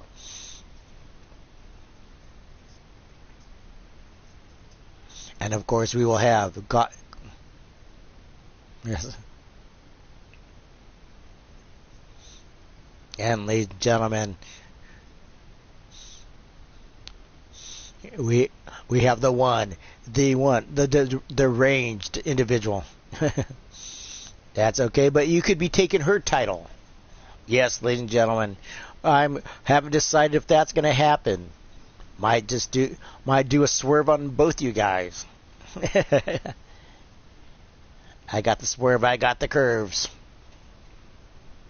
But, ladies and gentlemen, this is going to be a matchup between these four superstars, and it's going to be one hell of a slobber knocker here, folks. Yes, at the Mae Young Classic Arena, folks, because I did not feel like switching over to a different arena, and this is always a good arena anyways. It's a hell in a cell. And, ladies and gentlemen, first out is Raven, the Enchanted. The following contest is a Hell in a Cell match. Making her way to the ring from England, the Women's World Champion. And one Yes, half I'm not sure there's enough screen for all these big heads, folks. the Punisher. Yes, as you see, she's wearing her Hell's Gate championship belt with pride, folks, and she's gone undefeated for 4 months holding that since getting that title. And look at this, folks.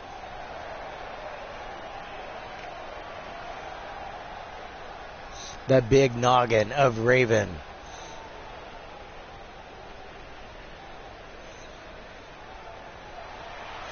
And, ladies and gentlemen, I want you to enjoy this stream because these big head matches are always fun to watch.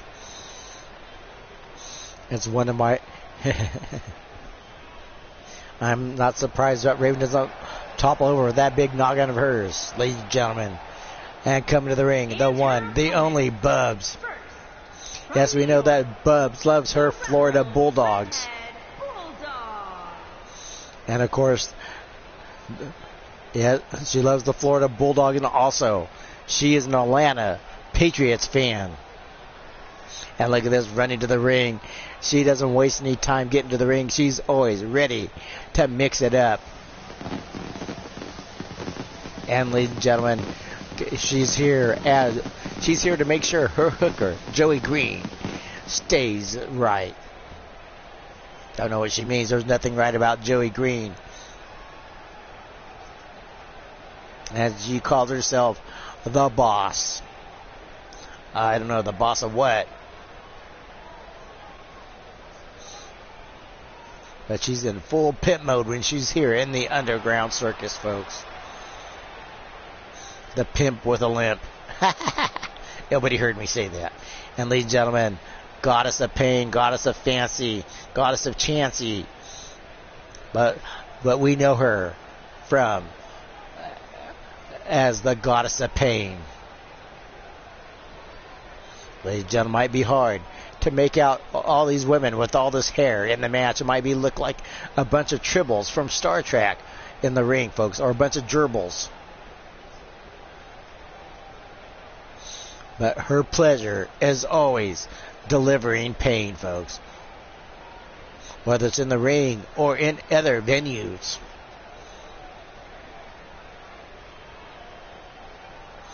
It hurts. If it hurts, she squirts. Yeah, I don't even want to know that. Ugh.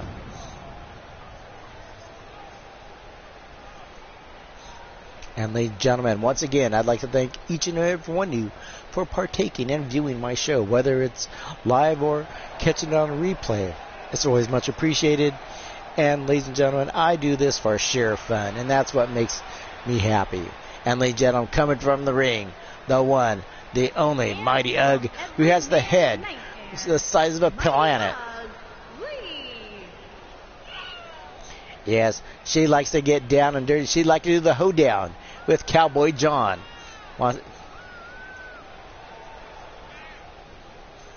from the lower parts of Louisiana. And John, wouldn't you love to give her a big old hug and a kiss? Probably her face is probably the size of the screen, probably the size of the ring.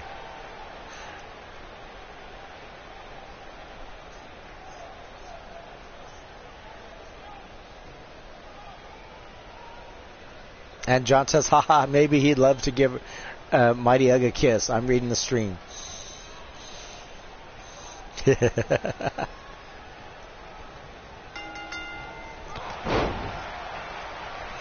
And ladies and gentlemen, as we get this Hell in a Cell in action, folks. Should have set this up in elimination, but it's whoever gets the first tag now. Raven gets in the ring, but the Mighty Ugg makes everyone's head look normal. Shoot, my gosh, and that big hurricanrana by Bubs on Mighty Ugg. Big slap there now. A big Mighty Ugg gets a hold of the ring and now stares down Bubs. So how do you guys love this big head match? And look at the head size of Mighty Ugg, folks. Oh my gosh, that big hurricanrana. Delta Hunt. And now rolling out of the ring is Bubs. And now it's Goddess. It's Mighty Ugg and Raven. Now Goddess takes down Raven. Mighty Ugg takes down the distracted Goddess. Picking up big arm drag by Goddess. Oh, we got a melee of hair in the ring, folks. We may need some nair to see who's fighting. And ladies and gentlemen, now Goddess takes down Raven. Raven rolls all the way to the arena floor. Mighty Ugg on the arena floor. Now it's Goddess and Bubs going at it here in the Hell in a Cell. If you want to hear it, be Hell in a Smell. And as we hit our 3-hour mark, it's been 3 hours of non-stop fun and fighting, folks. And now Raven going after Mighty Ugg and now misses. I don't know how she missed with the head that big, but Raven takes Mighty Ugg and now grabs her by the arm, takes her down, takes out Mighty Ugg, rolls out of the way of the ring, and now Raven gets in the mix and goes after Goddess. A roll of the dice and now takes Raven down. Now Raven gonna fly high. You'll see that this Raven can fly like a twerky turkey.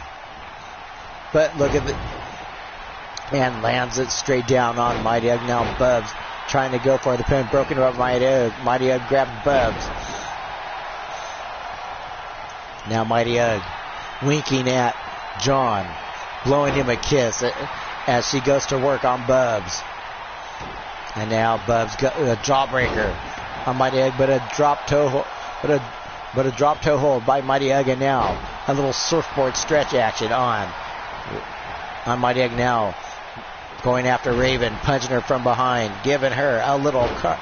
But Goddess going after the Mighty Ugg, but the Mighty Ugg puts Goddess is put down by Goddess.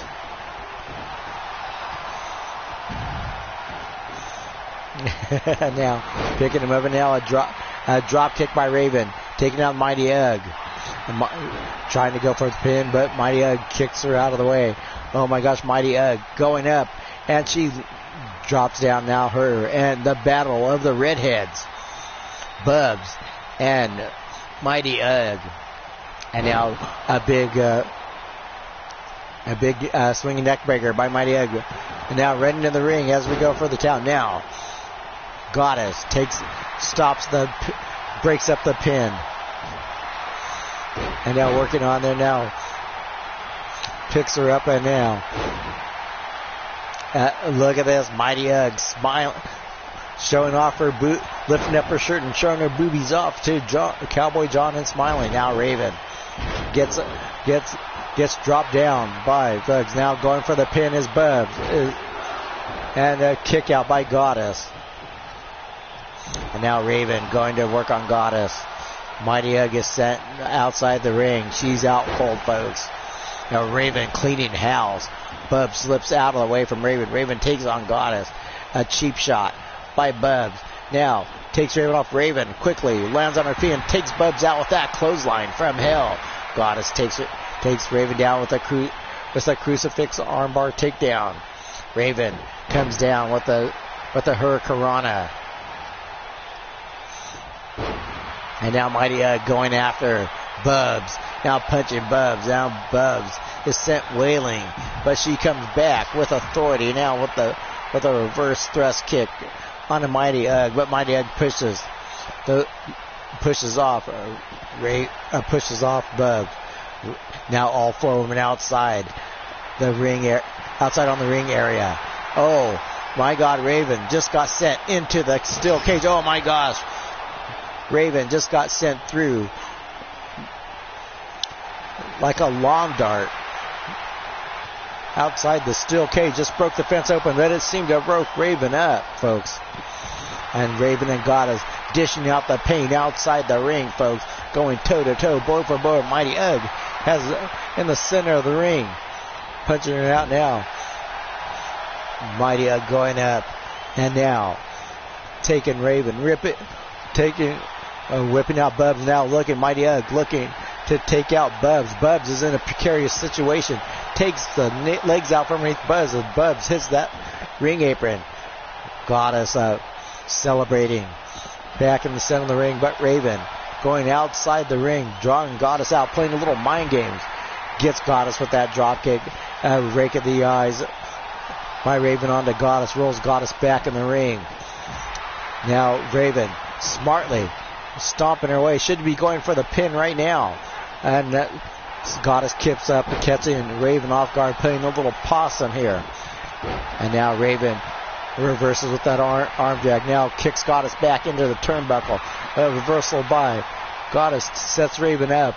Oh my gosh, runs her up and drives Raven down head first in the mat. And now going up. Now Goddess going up. She's going for it. She's going to go for it. Raven is out. Oh, changes her mind, folks. And now, oh my gosh, Bubs was sent out. Bubs was sent through. The Hell in the Cell breaking down. Breaking again another fence, folks. We may not have a ring left. We may not have a cage left after these women get through fighting.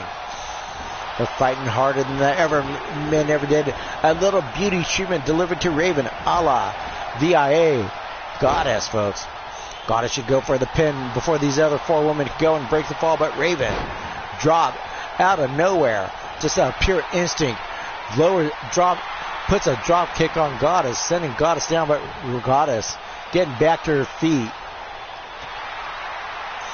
And now both women are out, folks. Now Raven crawling, grabbing the lower rope, grabbing the top rope, now back to a vertical base. And now Goddess lets out her barrage. A little comeback action coming here.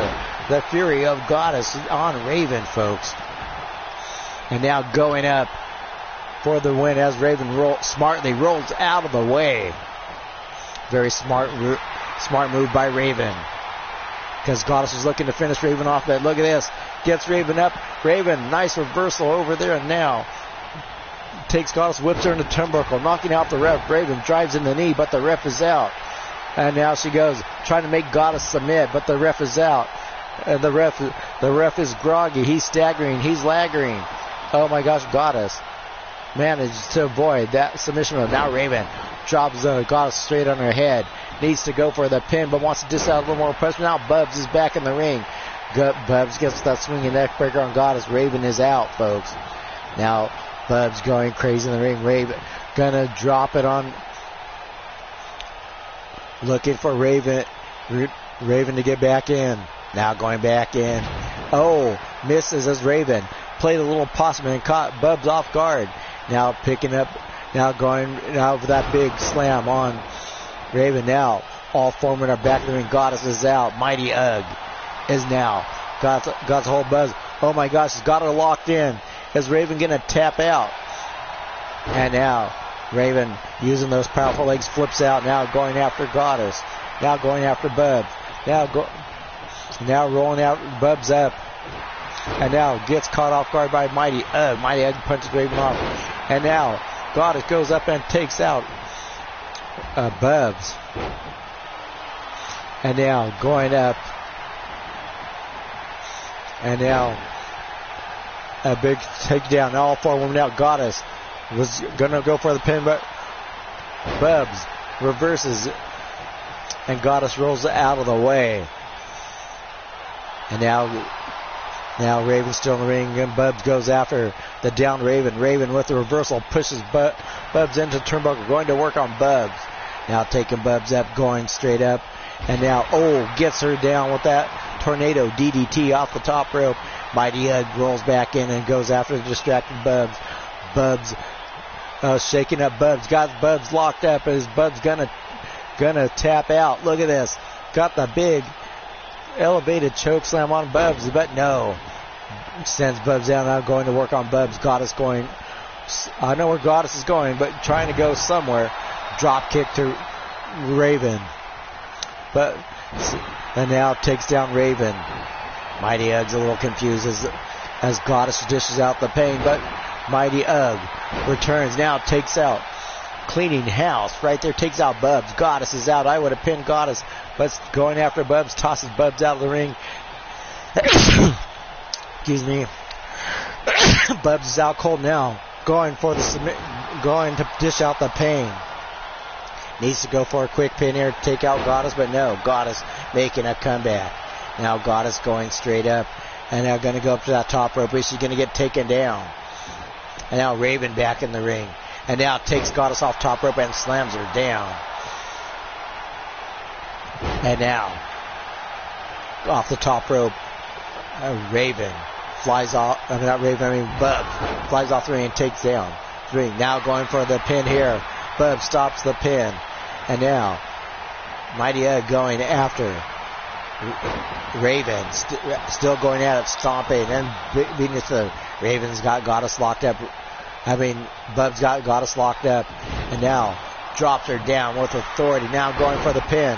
Now Raven breaks up the pinfall. Not even a one count. Now going after Bubs. Raven got her up, sets her down. Slams her down. Now punching Raven down now. Goddess is out. Now putting the boots to Goddess. Now going for pin as Raven and Bubs go at it. Picking her up. A big gut wrench suplex. Now picking her up again. And now driving that big knee into Goddess. It's hard to see what's going on with these women going hot and furious at it. Bubs and Raven trading blows. You don't know how this is going to win. Now tosses Raven out of the ring. Now Goddess going for the pin as Bubs goes outside. And Mighty Ugg kicks out. That big furry red bush of Mighty Ugg is obscuring the ring. Now going on top and Goddess lands with that big knee strike. And now, whips her down with a Hurricanrana off the middle rope, rolling out. Bubs rolling out of the way. Now with the neck breaker. Goddess is on fire, taking out Bubs. Taking out Raven. Raven counters with a jawbreaker. Gets hot shotted on the top rope.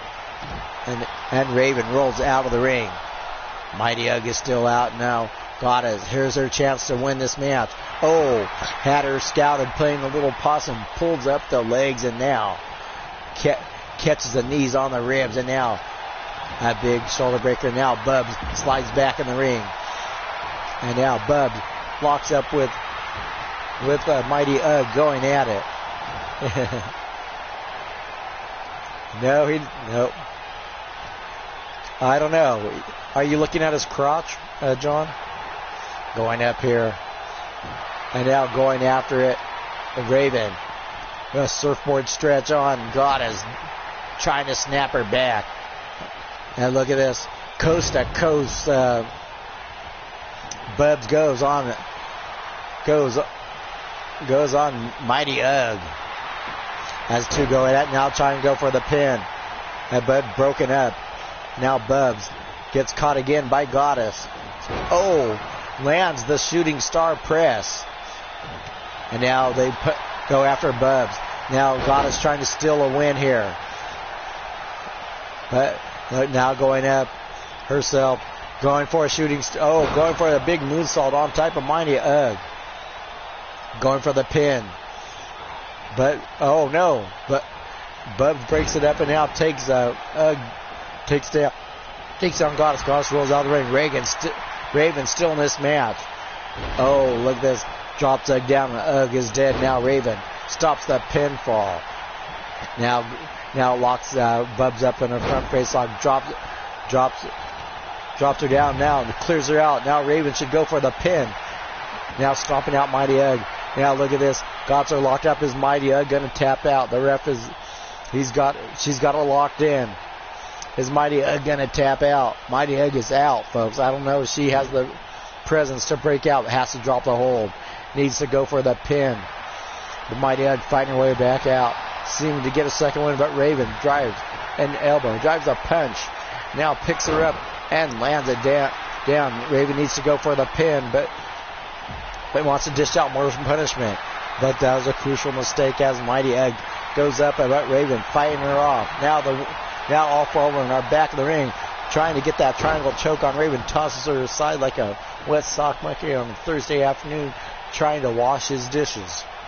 Now picks her up and now, bam, drives her down. And now going for the pin, Mighty Ugg, broken up by Goddess. Now picks up Goddess, drops Goddess with a big sidewalk slam. Now pick up Raven. Raven could have been pinned a little possum there, but an uppercut. Now Raven trying to come back on Mighty Ugg. Picks Mighty Ugg up and now driving those knees to the back of Mighty Ugg. Rolls her up for the pin. 1, 2, 3. Ladies and gentlemen, Raven the Enchanted with the win, folks. She survived the barrage, the melee, the storm of the women.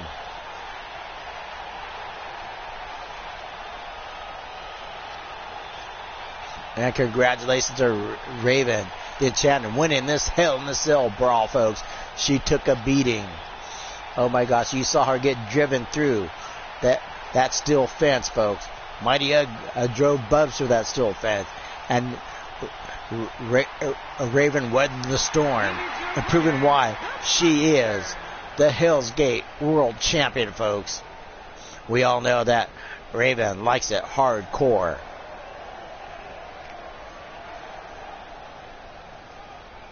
And ladies and gentlemen, since that match was so fun, we're going to go to one final match. I know I always say this was the last match, but I'm going to bring on one more match. Right. And she likes it, her wrestling too, I should note.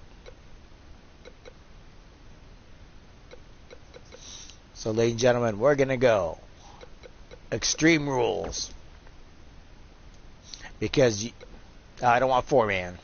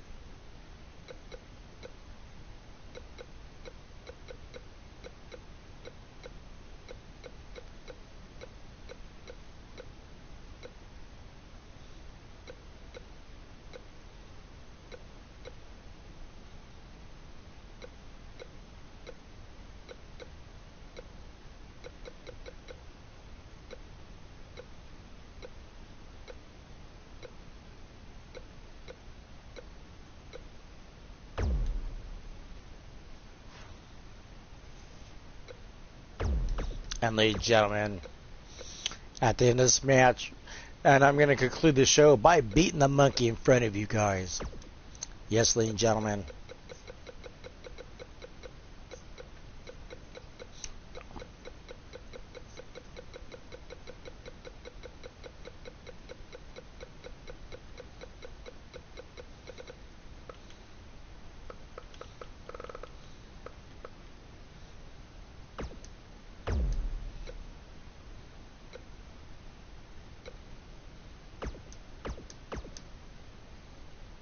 Yes, ladies and gentlemen, for the final match, it'll be Reggie the Sock Monkey versus myself, Yeti Bloodyard. And ladies and gentlemen, I am tired of this Sock Monkey. I am gonna of saying that he banged Evie and suing me, folks. When it comes to this monkey, it just it infuriates me over the years, folks. Yes, this Sock Monkey sued me, and for a while, I did not own this. I did not own the Evil Circus. He owned the Evil Circus. It took me many years and many lawsuits, cost me a lot of money, and that to win my to show the fraud who performed on me, and to rightfully get back my circus, but not before he embezzled a lot of money.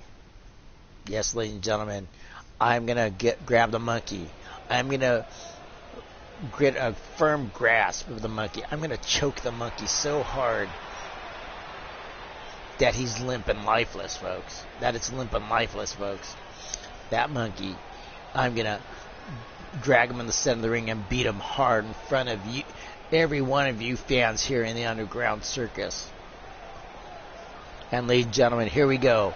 Part of the tag team champions, folks.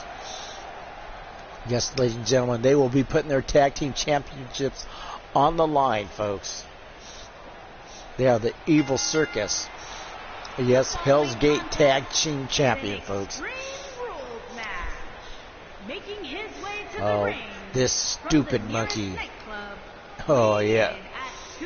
Yes, John, I'm going to beat the monkey in front of you, because I know you like to see me beat the monkey. And ladies and gentlemen, disregard what it says on his vest. He says Reggie bangs Evie. Bull crap. He never touched Evie once. Maybe 17 times. But no, that is bullshit. I'm calling bullshit on that. And that's how much of a jerk Evie is. I mean, that's how much of a jerk Reggie is, folks. Telling me, just him and his whole crew wear that on the back of their vests just to taunt me. And because of that, and many other things, I'm going to exact my revenge and give a good old style Himlin hate bound. Yes, ladies and gentlemen. How do you like this, folks? I am the king of the Bloodyard, king of the Underground Circus. Do you like my fancy duds, folks?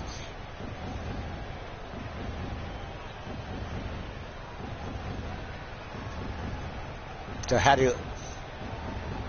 Yes, Evie made...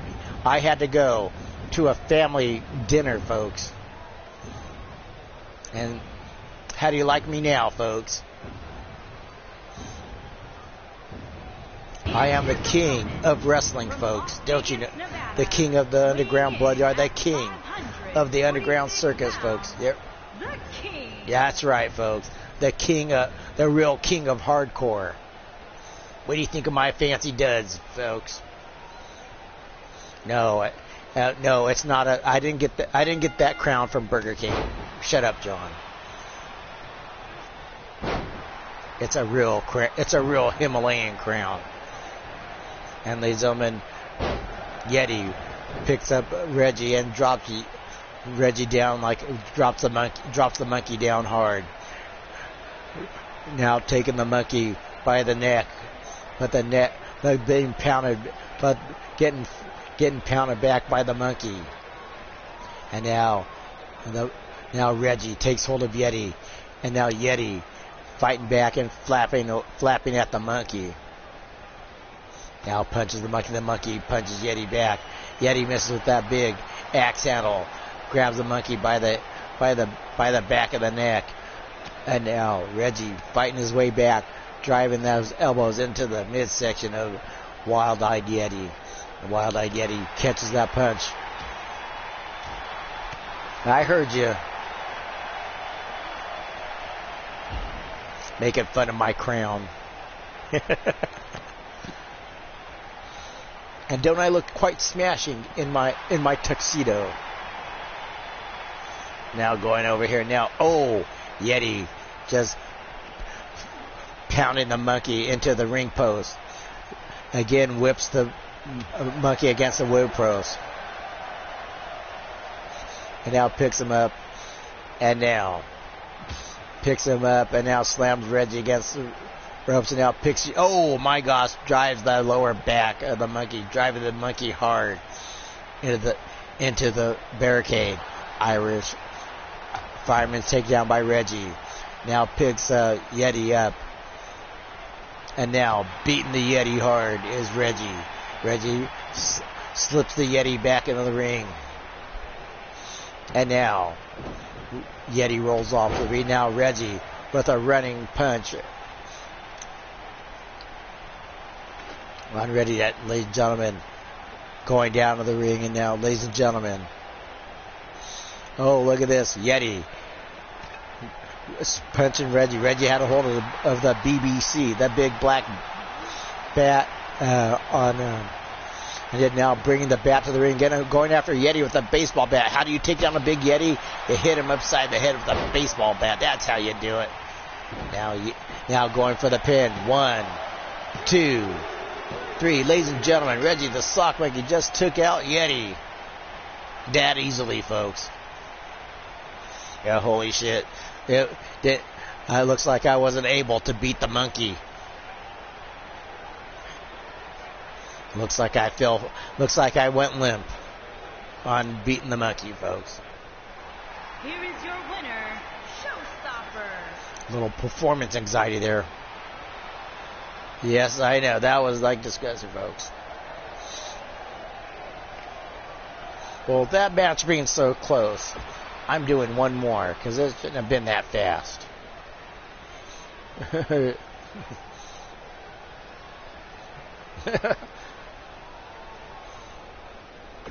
Yeah, now I'm just left limp and deflated from that. Oh, we're gonna go another match because you know what? You know what, folks? I guess things go quickly for me. Things break down quickly now for me. Yeah, couldn't keep the monkey. Couldn't keep it up for the monkey. Shut up, folks. We're gonna go for another match.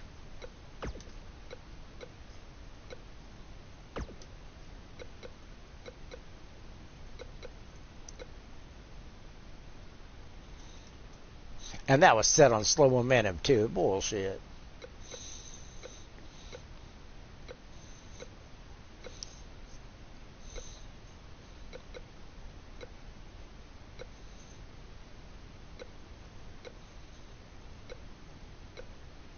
So I'm going to bring one more match in, just for shits and giggles.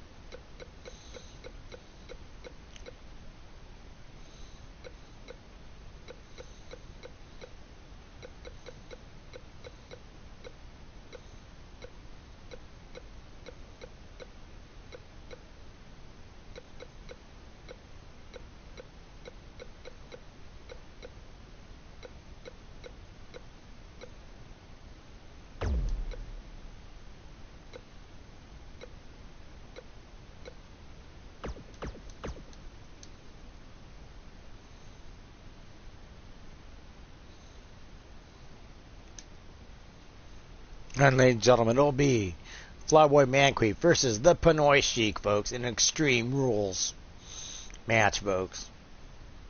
Yes, ladies and gentlemen, the Pinoy Sheik says he once worked as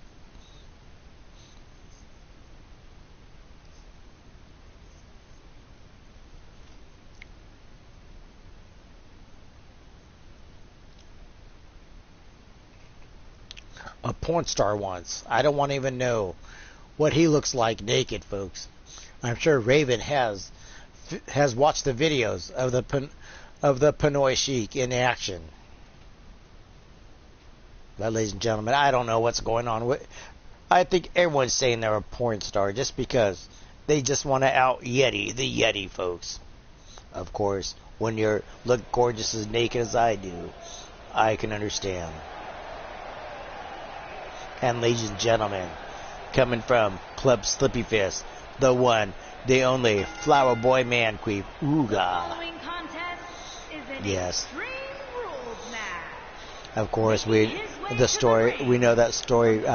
We know that Flower Boy Man Queef is the aunt, uncle of Evie and Meanie, ladies and gentlemen.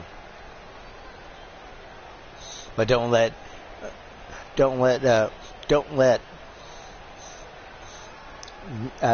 Queef fool you, folks.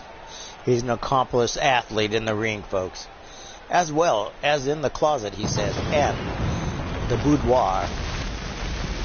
Oh, shaking it and yanking it for all the men to see, folks. And there we go, Queef, waiting for his opponent. It may be all fun, shits and giggles out before the ring, but inside the match is one serious superstar, folks. And ladies and gentlemen, the one, the only, the Pinoy Sheik. Weighing in at 241 pounds, the hardcore champion. And ladies and gentlemen, your hardcore champion will be defending that at the next pay-per-view. Is the Pinoy Sheik, folks. He says he likes to go at it hardcore.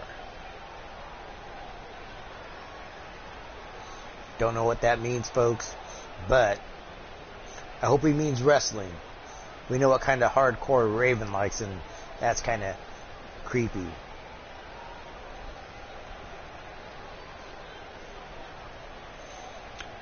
Oh, so yeah, he said when he was at Raven's, he said he grabbed that when he left your place, Raven. So we know where the Pinoy Sheik has been spending his nights. Getting a little strumpet from a crumpet.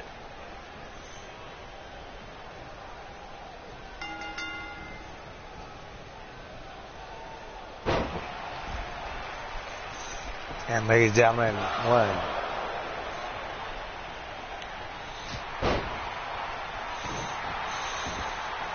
Yes, he did. He said you did kinky things to him with the tea towel.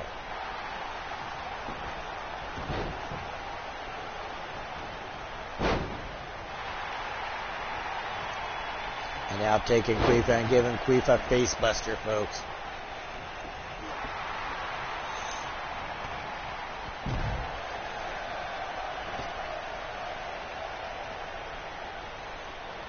I don't know. She just said. Well, he said he needed to wipe himself with that tea towel after having.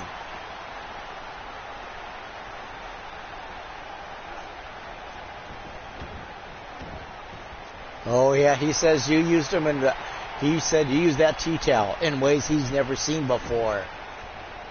He said you showed him the pleasure of your treasure. Just saying what he's telling me. He said that he was over at your place, and you did naughty things to him with a tea towel. Not that he was complaining. Now picking him up, and now gets him. Oh my gosh. That just looks nasty right there with Queef, and what Queef just did to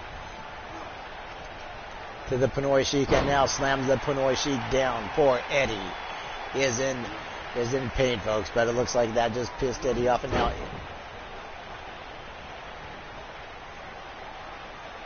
poor mouth. Oh, is that what you call that in the? I thought you called it dogging. I think I thought. Oh, so now you changed dogging into doing the dishes. Mm-hmm. If you're doing the dishes, is that what you say?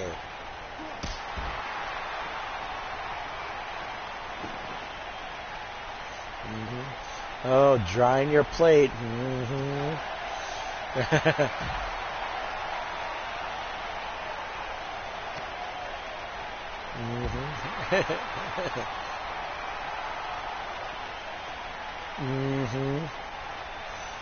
That's what. Is that what you call it these days? Dry the dishes.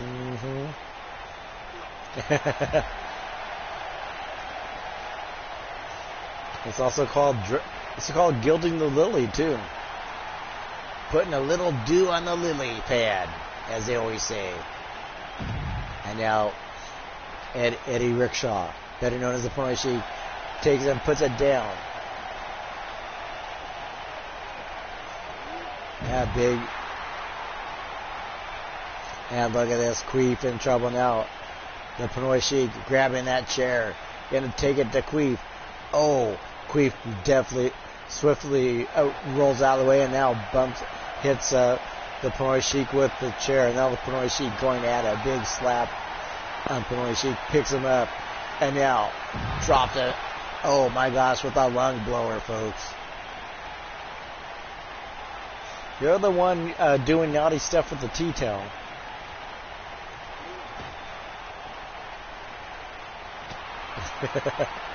Now picking him up.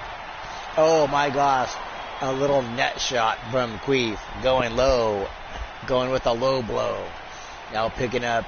And now the Pinoy Sheik slips off of Queef and gets him with a Russian leg sweep. And now slapping him up. Now dropping him off. And now got him up. And now has him up in the camel clutch. Unfortunately, this is an Extreme Rules match. The only way you can win is a pinfall submission inside the ring. Tosses Pinoy Sheik back in the ring. Pinoy Sheik is out on his feet. Queef whips him into the turnbuckle, picks him up. Oh, folks, a big bitch slap, and ladies and gentlemen, we are going outside the ring for a superplex. The fans are on their feet, and you see the thud hits into the arena floor. Queef looks like he might have hurt his back a little bit, a little gassed out, but Eddie Rickshaw is out. The fans loving the extreme action of Queef, folks. Now Queef grabbed by Pinoy Sheik, driving those knees into the lower abdominal region of Queef. Tosses Queef back in the ring. And now, ladies and gentlemen, can you fly, Eddie? And Eddie misses with the knee, folks. Queef had him scouted, moved out of the way, and now Queef going back to work on the Pinoy Sheik. Now tossing him down, going up. Ladies and gentlemen, this could be it. Oh, sits down on him. And now a cross body check. Another body check, and now into a bulldog. Holy shit, what a hell of a combo. And now Queef dishing out more pressure, missed with the clothesline. Eddie Rickshaw catches the second clothesline and takes out Queef. And now trying to kick Queef in the next session. Queef takes him down. Now Queef, holy shit, got him up in the modified figure 4, locking it up. Now inverting it, we got the figure 8, reminiscent of the Charlotte Flair, folks. Is the Pinoy Sheik going to tap out? No, he's breaking out. And now punches Pete square in the face, breaking the hold, folks.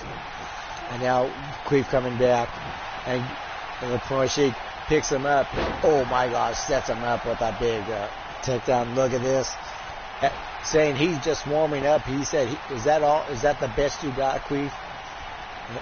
And now strolling and rolling and going after Queef. Whip it. Irish whip and turnbuckle. Queef comes back, and Eddie Rickshaw comes up and now pumped up after that drop kick. Going after that. Oh, that flying fist straight into the jaw. Queef gets back up. Somehow Queef caught a second wind. Rolls in that low blow punch. But somehow the Pinoy Sheik must have balls of steel. Survived that low blow, but Queef counters now with a big clothesline on top of the noggin. Going up, rolling up. Oh, a rolling senton. Now, not done yet. Get a big bitch slap by Queef. And now for the pin. This could be it for Eddie Rickshaw. 1, 2, 3. Ladies and gentlemen, Flyboy Man Queef just took out the Pinoy Eddie Rickshaw, the Pinoy Sheik. And look at this. And I think it was those constant low blows that Queef delivered to the lower abdominal region of the Pinoy Sheik. And look at this, folks. That devastating clothesline. But Queef, look at this. That low blow, folks. Out of nowhere, folks. Here is your And winner, ladies and gentlemen, the Omega Wang. yes, he calls himself the Omega Wang. The king of all Wang. The one, the only. Flyboy Man Queef. Ooga. Ooga. Yeah, it just says, it was just a simple stroll in the park, a little roll down the street, folks. Congratulations to Flyboy Man Queef. Ladies and gentlemen, you just been taken to the Chateau Laqueef. And ladies and gentlemen, that is our last match for this show, folks. And ladies and gentlemen, it's been one hell of a show. I had one hell of a time doing this for you. And come back later on tonight, early tomorrow morning, because I will be doing the second show this week of the Underground Circus. And ladies and gentlemen, it's always fun. It's always fun to do this for you guys, as I keep saying, because it is. I do this for fun, folks. It's not. I don't care about how many viewers, how many subscribers. It's all about just putting on putting on a fun show for everyone that wants to take part of it. To encounter. Sit down and forget your troubles. Just enjoy the commentary, even though as lame as it is, because I don't claim to be a great announcer. I don't try to be. I just do the best I can do and just have fun. And like I said, it's always about fun. Yep. Joey roofied you again, Omar? Holy shit. Well, anyways, Omar, if you want to check out a good wrestling you want to check out a legitimate wrestling show, check out UKWF, folks. But ladies and gentlemen, I love to watch the circus. Like I said, I love to do this. You know, it's and I'll keep saying that, folks, because it is. As long as I'm having fun and you guys are having fun, this show will continue. It's not about likes, dislikes, not about viewers, because I know I'm not going to make any money off of this, and that's not my point. So, ladies and gentlemen, I bid you all